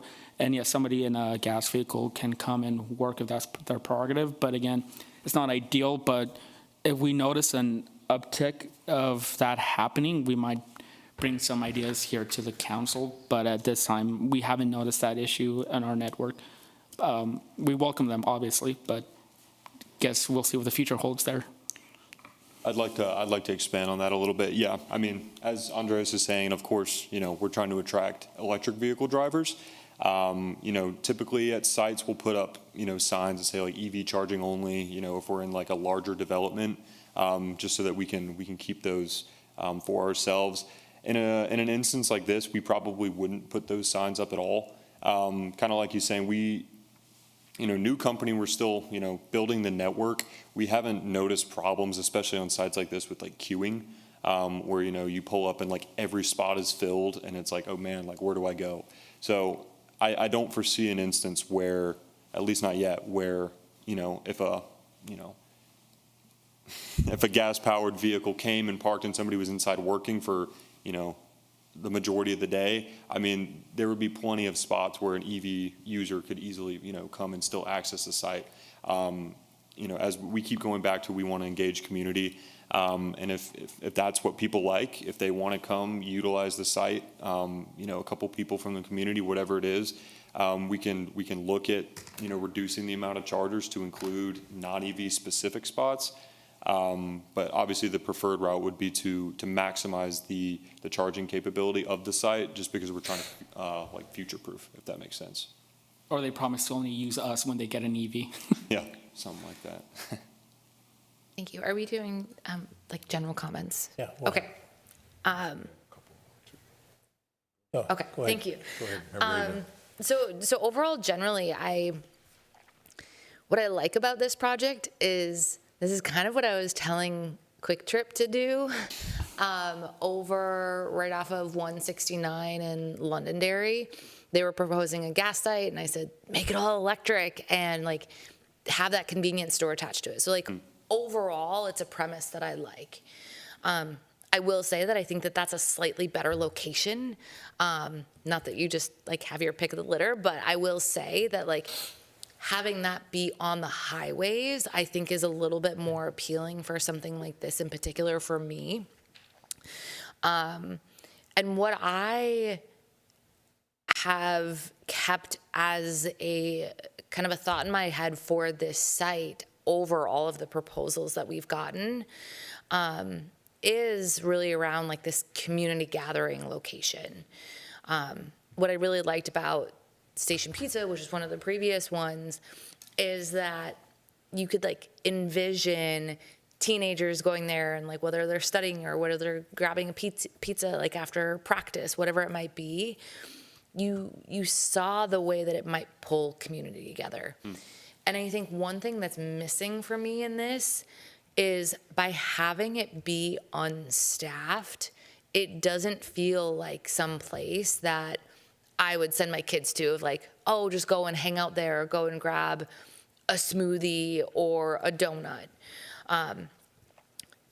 And so that might be something that I just like challenge you on, is like, I understand like the business model, and this is kind of the way that you have it, is being unstaffed and like completely autonomous, which I like as an idea in maybe like a busier location. I don't think that this is that site necessarily. And so what I mean, I would love to see there is, you know, is it like a small bakery or someplace that has healthy food or smoothies? Like those were like examples of like what I would like to see. But I think that that might make it more of a community draw for people that are in like that broader walkable area, I'll say. I also, so in some of the imagery you showed, I like how you're kind of like leaning into and keeping the existing building. One, from a sustainability perspective. Two, because I kind of like the building, and I think it's cool to like retain some of these historical, I don't know if it's officially historical, but the iconic, I will use the phrase iconic, these iconic places across our community. I live right by Town Hall Station, which is now a restaurant and bar, but used to be kind of like a filling station, workstation, et cetera. So I like that you're keeping that, but maybe you just keep some of the colors, like the yellow, I kind of really like. Maybe everyone else will disagree with me on that, but as much as you can keep the vibe and the style, I would support that. But I guess, yeah, overall, I'm kind of iffy on it. Love the idea, love the concept, might make some tweaks, but I would say like with those tweaks, it could be something that I would support. So, Thank you for the commentary. Yeah, thank you, council member. Pierce. Thank you, Mr. Mayor. But just one question, why 24/7? Sorry? For charging. I think you guys said charging was 24/7? 24/7, as in they can charge any time of day. Yeah, why 24/7 for charging? You never know when people will be coming back home from road trips, or when they're needing to charge early morning, get out work, or they need a quick charge, returning rental cars or whatever. But just like gas stations operate 24/7, we're wanting to match the same amount of service as gas stations do as people transition over to EV. Personally, I mean, I've stopped at I drove from Salt Lake to North Carolina, mad lad at 3 a.m. stopped at a gas station. So yeah. So I would make sure you're looking at the data on that, because I've actually done that, meaning charging at 1 in the morning, 2 in the morning, or whatever. But typically, it's in a retail space. It's not in a neighborhood. And so I just don't know that you're going to have that kind of traffic on Vernon in Edina 24 hours a day. So I would look at that. And the reason I mention that, one of the concerns, I actually only live maybe a mile from there. The lighting, if it's not being used 24 hours a day, then you really don't even need the lower lighting for a portion of the night. So you could actually, at some point, have all the bays dark. And sure, if somebody drives up at 2 in the morning, maybe you then go up to the 30% or 40%. But if I lived there, the last thing I would want is at night, a lighted facility or lit facility there. So I'd ask you to look at that. When I first saw this, I was like, there's no way I'm voting yes on that. But I was looking at the first picture that had the giant canopy with all the lights on it, like it looked like is it Buc-ee's? Buc-ee's, yes, sir. Yeah, that's what it looked like to me. And so your concept of Connecticut, the smaller canopies, I actually liked the Connecticut better than the other one because it looked like it was a smaller form factor. That may not be true, but that's the way the picture looked to me. As in, sorry, just clarity, the larger canopy or the mini canopy we showed? So I thought you had too many canopies is the way I was thinking about it. There's that picture of a built site. So that one, and then the go back one. That one looks like And an that old one. drive-in, yeah. This one looks like the Jetsons. Yeah. Yes. So both of those Good eye. two, I was thinking those as smaller canopies. The first one was Bucky's. And so I like this one because it does seem modern.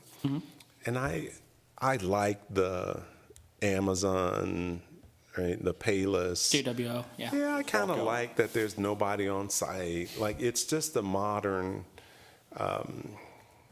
it's a modern business, and we don't have anything like that in Edina. And so that was intriguing. What I'll say, don't let us change your business model, because we'll do it. We'll have you add a bunch of stuff in there. And so I would advise you to, if you hear feedback that you want to incorporate, that's fine. But I'd stick to your convictions of what you think works. Of course. That would be my coaching to you. I am intrigued by it. The only other thing I'll say is I don't want to see it. Like when I'm driving down Vernon, which happens for me because my daughter goes to the high school, so I pass by there probably 4 times a day. And I don't want to see it. And so the Buc-ee's, I would see that as soon as I turn right off of Merritt Circle. I'd see that thing over there. And so when I say I don't want to see it, that not only means like form factor, but some of Member Agnew's points, like if you could find a design that makes that thing kind of disappear, whether it's colors. I like the fact that it appears to be the same form factor, footprint, as the current building. Those kinds of things kind of make it blend in.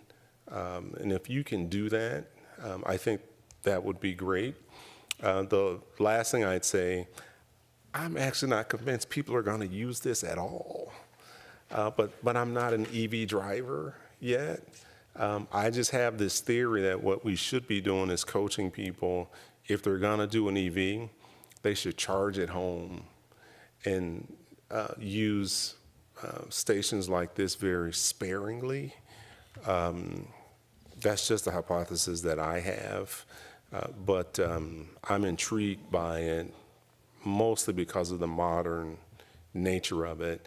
And if you can do something about the lighting and kind of make it disappear into the landscape, you got a crackpot architect over there and a great engineer, you can figure out how to do that. I think that'd be awesome.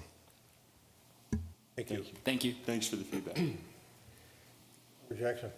Yes, thank you, Mr. Mayor. So I really like this concept. I think it's something that will work in the neighborhood. I appreciate that you have options that have less lighting. I think that's probably the number one issue is that people don't want the lights shining in their bedroom at 2 a.m. So to the extent that there's screening that you can put up, this is fine. I do like the New Haven. It's kind of retro looking, either one of those designs. This is near a regional bike trail, so I don't know if you have the capacity to have charging for e-bikes. I'll just throw that out there, that there would be a market for that. But then I'm also thinking, we're very close to Highway 62, so I assume you build this, you have a Google map, and you're saying, where's the nearest e-charger? It would find it, and you could come right up there and charge and be off to wherever you're headed. Your destination may not be Edina, but you could stop here and get charged up. So I think that there would be a market for it. It's, thinking of it in a neighborhood sense. I like the idea that this is a place where people can come, kids come play a board game maybe, or cards or something, and then it's monitored. I hope that the cleaning can keep up with the traffic, and so that'll be something you'll want to have to monitor. That's obviously how you do your business and everything, but as I just want to make sure that it always feels safe. Safety is very important. So yeah, I like this concept. As much screening as you can do to protect the neighborhood from the lights, but I think this is consistent with the current use, keeps it a commercial option, which is something that the neighborhood needs. So those are my comments. Thank you. Thank you. We do have 2 EVs at my house. One's a Volkswagen e-Golf, and in the winter, it can run out of energy super fast. So I do think this will be a place that people will go to. And I mean, you can charge, we do charge at home, but you can run out and you need to get a lot. So anyway, that's all I have to say. Thank you. Thank you. Would you go to the New Haven one, please? And then I want to look at your site plan too. Yeah, here's what I like about this one, and the other one, the one I characterize as the Jetsons, it's cute too. But when I think about the architecture that exists there on the Kevin Keys site that Member Agnew was talking about, I like the idea of that retro, and Member Jackson mentioned it too, the retro idea, and this makes it look like an old-fashioned drive-in. And I think that's kind of cute. And now you say, well, it's a charging station, but it looks like an old-fashioned drive-in. And I think that'd be kind of cool along Vernon Avenue. So you're gonna kind of get mixed messages here from us, so which ones we prefer, but that's my 2 cents on that one. And then where's your site plan? So I can see where this was, Member Risser raised this idea of how do you get in there to charge? You're right there on Vernon, right to the left of Area A. You come in by the building, is that it? You have 2 entrances. One top right, you see the transformer. If you go a little bit down, there's entrance number 1. You follow the road. Yeah, okay. And there's entrance number 2 by the building and the 2 chargers. Makes sense. Yeah, that looks good. That works. I think my colleagues did a nice job of talking about this, and I like the fact that it's zoned for this use. I think we've tried housing here, as Member Risser said, and we can't get it to work. So I'm all. Yeah, I'll go back to you. I think we could modify the comprehensive plan to make sure that it protects the neighborhood in the future, and also then everybody's mentioned lighting and the hours of operation. I think we can figure all that out with modern technology. I thought your idea was a great one, of being able to charge an electric bike over there, or just make sure you have bike racks here, because I think people will come over there and hang out. And for me, Member Pierce said he's not an EV driver yet. In our house, we got 2 of them. And I prefer to charge at home too, but it takes me 8 hours. And here I can do it in 20 minutes. Quick correction, 30 minutes. All right. It will be 30 minutes to 80%, and then about an hour to full. And then winter conditions, that might change depending on year of car and temperatures. But if I can get to 80%, well, it depends on where I am, I guess. But if I get to 80% in 20, 30 minutes, and I go inside and have a beverage, and it's kind of a cool idea. It's a good way to spend time instead of sitting outside a Circle K in the cold. Yes. Start charging your car. Okay, I'm going to go back to, so I don't know, that's, overall, I favor the notion of it, as long as we can deal with these issues. And Mr. Engineer, was there anything you wanted to say? No, everybody's doing such a good job. I just stand here and smile. That's the goal, that he doesn't have to step in. Thank you, Mayor. Parker, anything? Just if there's any concerns about logistics on the site, about pedestrian connectivity, bicycle racks, I think that's something we can definitely look at. If that is something that's important to the city of Edina and council members, that's something that's important to Iona. and Kimley Horn as well, and something we can definitely focus on. Are you concerned at all about the ability of Excel to adequately service the site with sufficient power? Not given the facilities that are currently out front, no. Okay. And then we have started conversations with Excel, Declan. Yeah, I believe at this point we have engaged Excel as a utility company and have either some sort of preliminary like assessment going on kind of behind the scenes, and obviously that takes time, but so far we haven't heard anything that indicates that they won't be able to service the site adequately. Okay. All right. Thanks. I'm going to go back to Member Edina now. She'll have the last word. Well, as one of the other EV owners, I wanted to share my anecdotal evidence too. We tried so hard to be like the holdouts who just like trickle charged in our garage. And we were very successful in that for like 5 months. And then the winter hit. And thankfully through like Google, you can always see like when is there an available charger. And so we'd be looking at this until like midnight or 1 a.m., like around the holidays when we had to drive down south to New Prague. Like, can we find a charger? And we couldn't. Like, even at the Targets, it was like lines for hours all night. So I do think that there is quite a big need. And I think that that even like speaks to a little bit of the after hours need as well. But we got a charger installed, so too late. So can I just, I don't know. Defend yourself? No.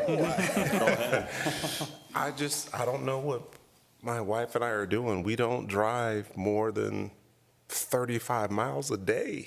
And so I just can't imagine if I have a vehicle and I have a fast charger at home and I charge up to 80%, how on earth I would run out of power, because we're not driving that. We're not driving more than 30 miles a day.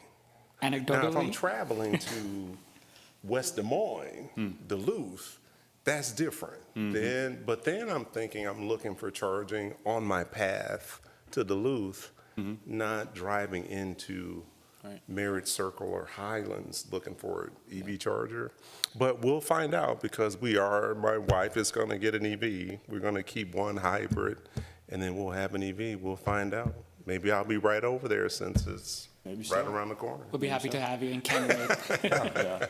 Well, I can tell you that sometimes you forget to charge it overnight. And then being close to some place where you could charge in 20, 30 minutes would be a good deal. And something I would like to hit on is, I know none of you have brought this up, but reliability is something we definitely pride ourselves in.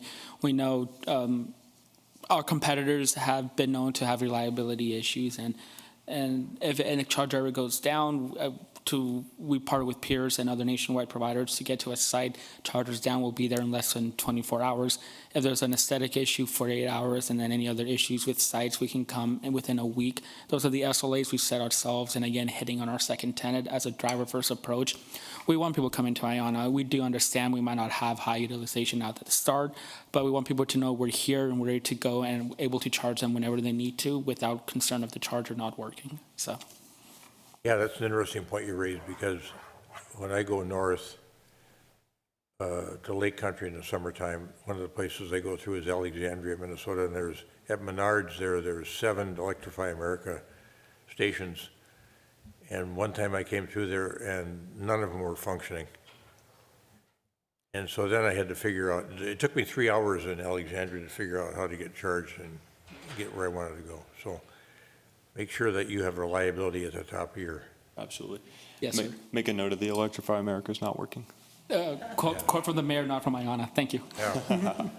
Yeah, I would just like to add, another thing that we really prioritize is speed, and it's not only because we, provide fast charging units. We are a company that likes to move fast.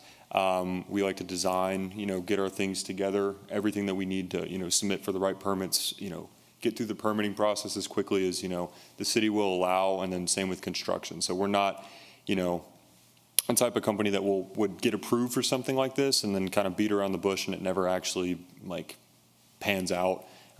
We are excited about this site, the prospect of establishing kind of one of our plus high models. I know it's been said, will this work in a residential area? Another important thing to note is that we're founded by 8, of the largest auto manufacturers in the world. And we are working towards hopefully like integration, just like in a Tesla. When you're low on charge, it'll direct you to the nearest Tesla.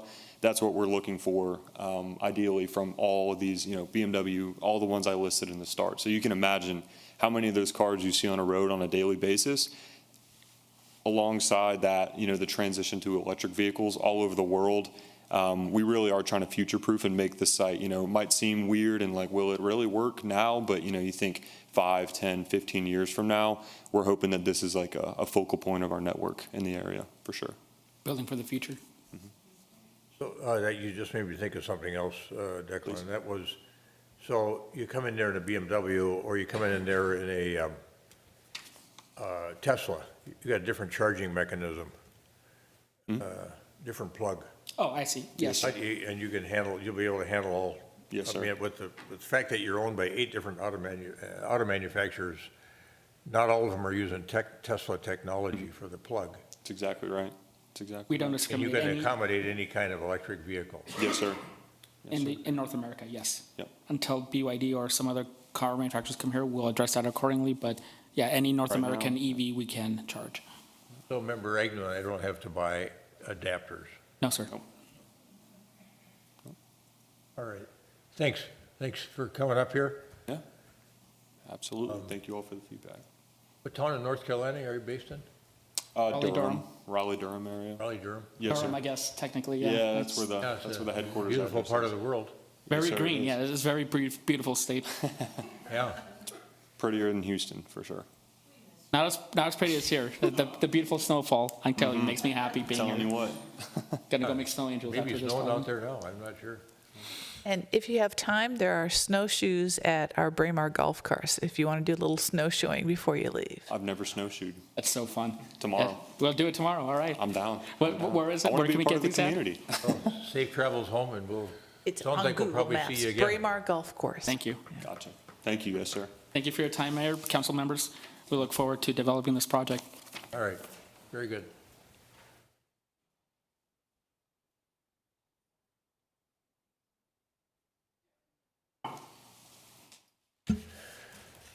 Okay, the next item was one that we were going to table until the 3rd of February. Let's do that by motion. Is there a motion to move the potential adoption of the 2026 legislative platform for the city of Edina to the city council meeting on February 3rd, 2026? So moved. Member Jackson moves. Second.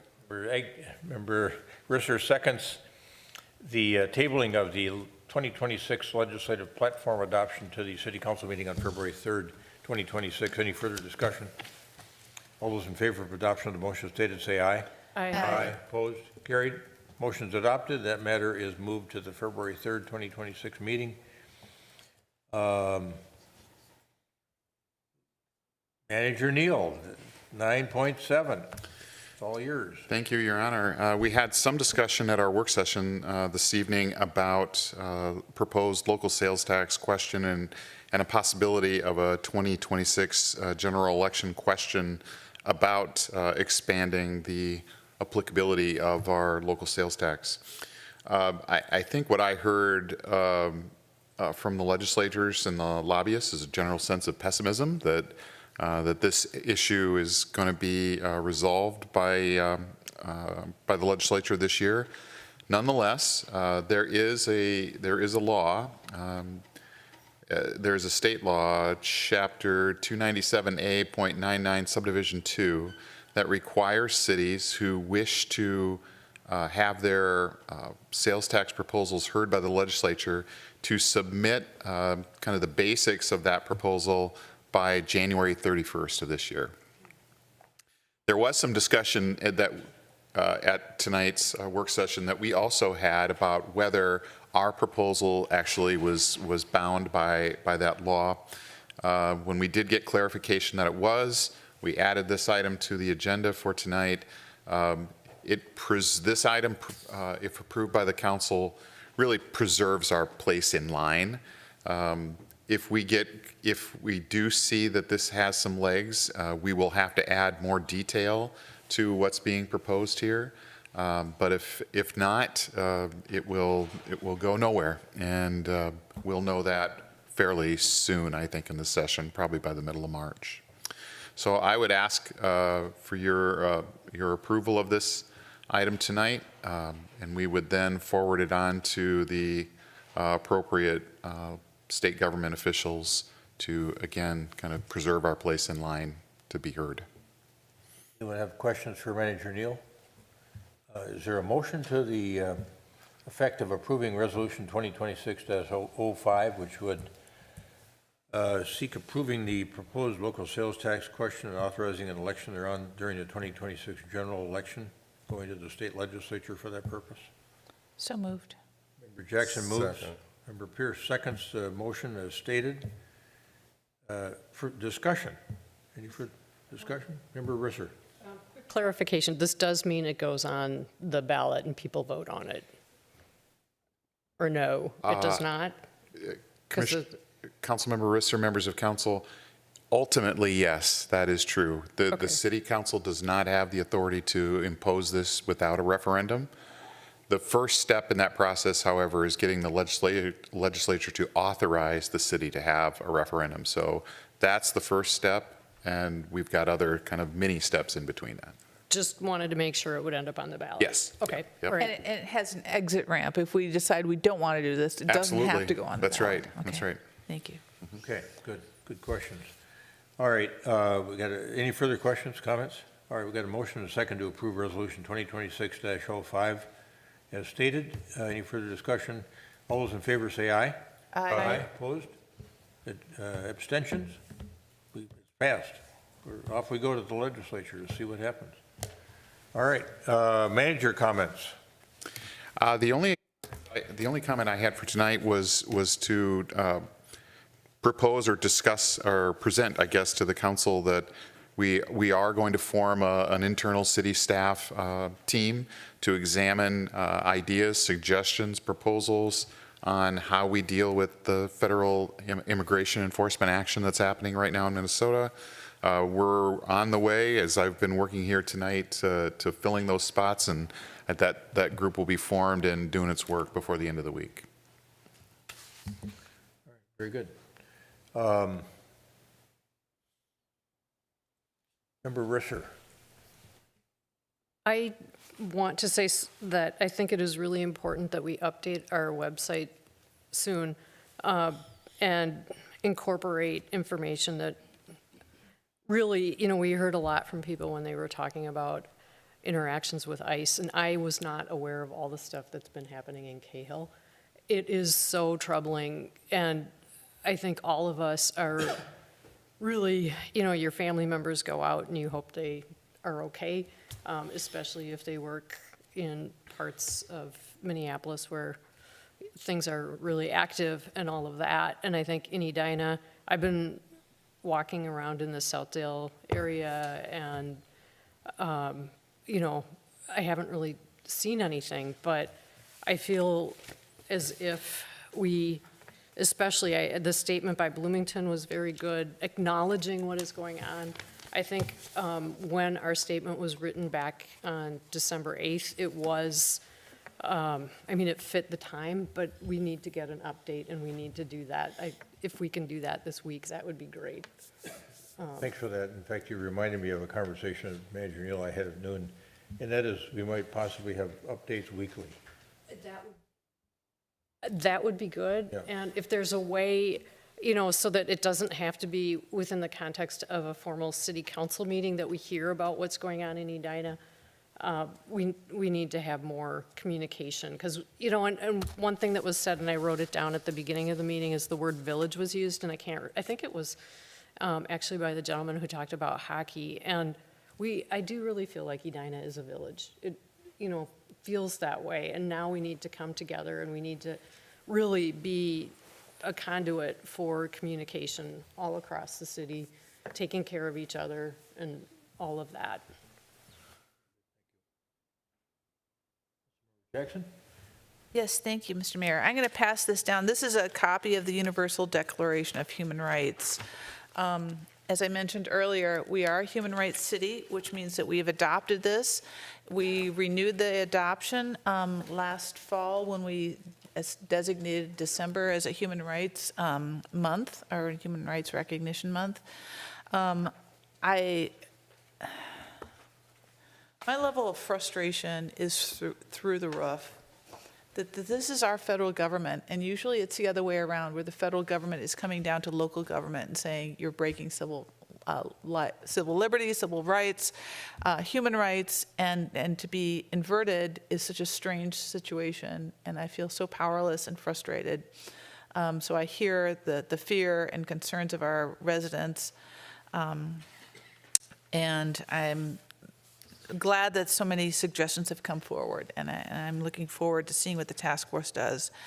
That said, this shouldn't be controversial, but I think it's worth saying that we are a human rights city, and I'd like to ask for a vote to once again affirm that we accept the Universal Declaration of Human Rights. Your second to that motion? So moved. Motion by Member Jackson, second by Member Pierce, to reaffirm our support of the Universal Declaration of Human Rights. And I take it, have it posted up on our website. Yes, please. All right, that's the motion. Further discussion? All those in favor of adoption, readoption, or affirmation of the Universal Declaration of Human Rights, say aye. Aye. Aye. Opposed? Carried. It is adopted, and Manager Neal will ask you to deal with communications to get it posted up. Anything else, Member Jackson? Thank you, yes. As we're going through these various options for expanding the sales tax and other things when we're doing the CIP, the Capital Improvement Plan, plain language. I love the fact that we were reminded to use plain language. So as we look at our capital spending this year, I want to get a sense of the cumulative work that we're doing right now. Director Vetter said this about the Braemar Arena, but we want to make sure that we're not building everything right now and then it's all going to fall apart at the same time. So I'd kind of like to get a sense of the staggering of the life of the programs that we're, the new things we're building and how that fits into what we are repairing and maintaining over time. So those are my comments. Yeah, thanks for that. Good thought. Councilmember Pierce. So just a couple of comments on the ICE conversation that we had. I did review the notes from resident Kingston. Mm-hmm. The only thing, there's two things that I would want us to consider. One, and this is true with lots of things we do, I don't know that everybody understands what's going to be beneficial and what's not. And so spending some time to explain that, give some good context, while it might be great to post a sign in a park that says, ICE is not welcome here, what are the implications of that, right? Just so that people understand some of these things. And then the one thing that was not actually covered, and I don't know that we talked about it a lot tonight, but I am also concerned about us as a city making a statement that we are protecting our residents' constitutional rights. And so that not only just means the way that ICE is going about their work, but that also means our protesters too. And so as the task force does their work, I would like for us to at least think through, should we have some type of police presence? And we're not saying we're there to stop ICE from executing their orders. We might validate that they have a judicial warrant to do what they're doing, but we're there to ensure that the rights of our residents, their rights are being honored and there are no violations of their constitutional rights, and those orders are being carried out in the correct way. And so I offer that as just additional feedback to the task force. I think that's it. Okay, good. Thank you for that. Agnew. Thank you. So I also want to take a moment and think a little bit or reflect a bit on ICE, given the fact that we kicked off our conversation tonight with that, but we didn't quite have any conversation on it. You know, what is happening in our country, I guess, in Minnesota and in our community is not okay. From what I'm seeing, this is not about immigration enforcement. Masked, unnamed agents of the state are chasing down people who have different colored skin and who have an accent. And this is like racism at its core. Some of those individuals are US citizens. Many of them are here legally. Some of them are not, but all of them are human beings. So I do appreciate, Member Jackson, you bringing up these human rights and reaffirming them here tonight. Because every one of these people are human beings, right? Like that's what our community is made up of.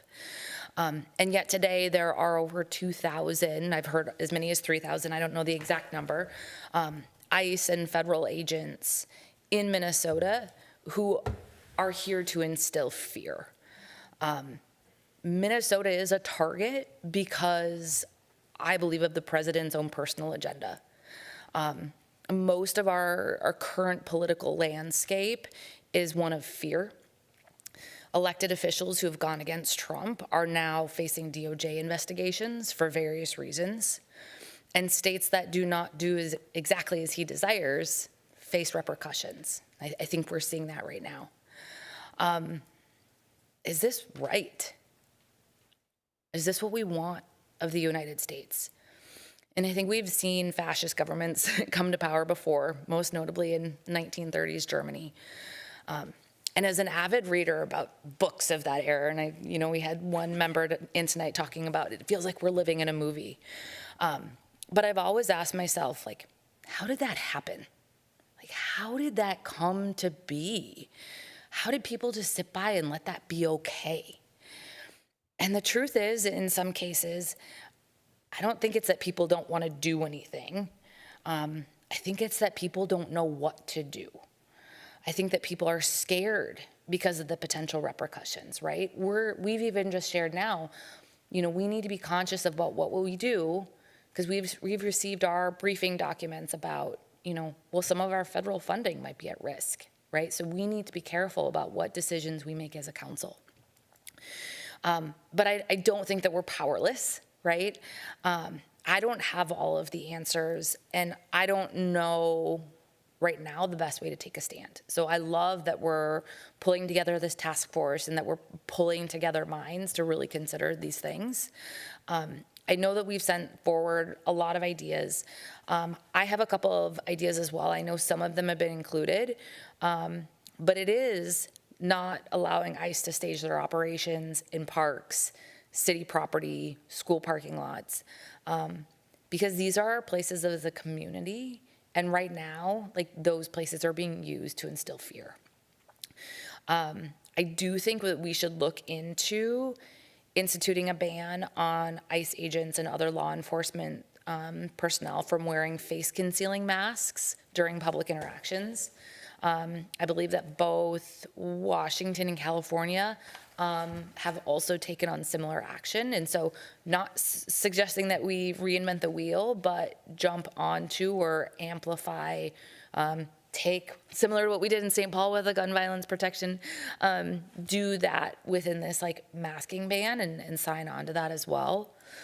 I want us to place an eviction moratorium for people who are unable to work out of fear right now.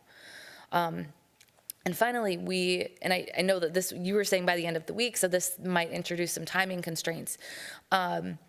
But I think we should recognize Friday as a day of truth and freedom. There is that kind of statewide protest going on, whether that be through a resolution or just really providing support for city employees from working that day. Again, I know that's this Friday though, so it might be kind of hard, but my daughter's daycare is going to be closed on Friday. I know that there are a lot of places that are really considering what Friday looks like. And as much as I would like it, asking them to leave nicely isn't going to work. But this is our community, and I've heard from so many residents. We heard tonight that they're scared and they want us to do more. So I implore us to do more. Thank you for that. Some of the things that Councilmember Agnew mentioned were some of the things that we'll take a look at, and some of those things I think, Dave Kendall, you've already opined on for us. We did talk about a separation ordinance and whether that was possible or had any value. But some of these other things really, as we've worked on this, they really get quite complicated in view of the supremacy clause. And even someone who came that is earnest and has been working so hard on this and is fearful of, as Ms. Alkire, when she said she wants us to be doing more and described what she wants us to be doing, it puts our police officers, I think, at direct risk with ICE agents, and I don't know where that leads. And I don't know if there would come a time when we would think that we needed to do that, but I think that impeding ICE officers in their task is something that we need to be careful about. To Member Agnew's point, if we viewed it as unconstitutional activity, an unwarranted stop, racial profiling, you know, I'm not sure what we do or what you've instructed our officer corps to do, but it's delicate territory, and I think it would be good to understand it better and have our residents understand better the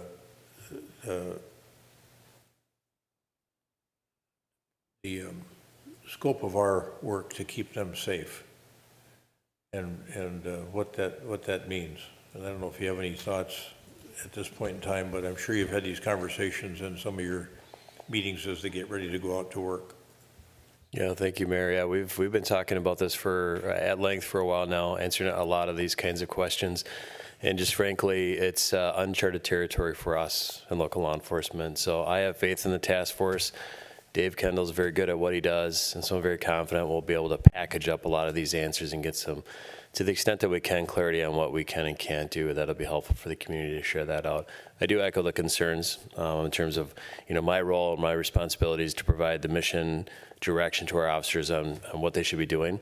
But sometimes that can be in conflict, right, with federal law and things like that. So this will be a good exercise for us to collectively go through.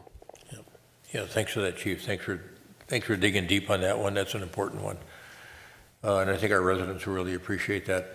And I sent to Manager Neal on Saturday at the EAAA meeting, they passed out some documents that was like Know Your Rights, you know, and I sent them to Manager Neal. To me, it looks like material that could easily be posted up on our website, but I think it's, you know, maybe so you could circulate it to the rest of the council as well. I think they're pretty straightforward. You talk about judicial warrants versus administrative warrants, and what's constitutional policing, what isn't. And then, of course, we get into that policy area where they're hanging around hospitals and hanging around schools and places of worship.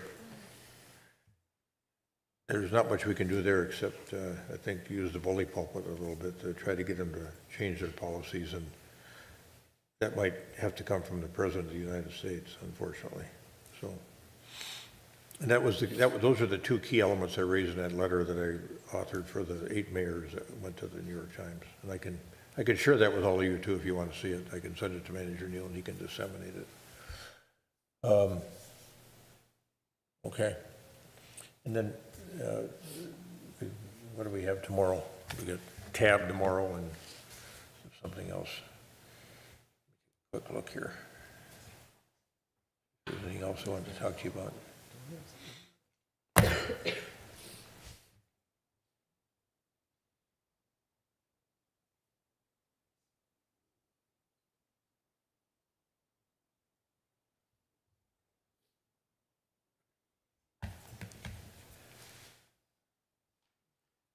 I think, well, we've got board and commission interviews coming up this week too, I think. So, I got a potential conflict there with the chamber fundraiser. I don't know how they overlap, but we can talk about that. Okay, that's it for me. Sorry to hold you there. Anything else from council members for the good of the order? Okay, is there a motion to adjourn? So moved. Second. Member Jackson moves we adjourn. Member Pierce seconds that motion. Any further discussion? All those in favor of adjournment of the Edina City Council meeting this Tuesday, January 20th, 2026, say aye. Aye. Aye. Opposed? Carried.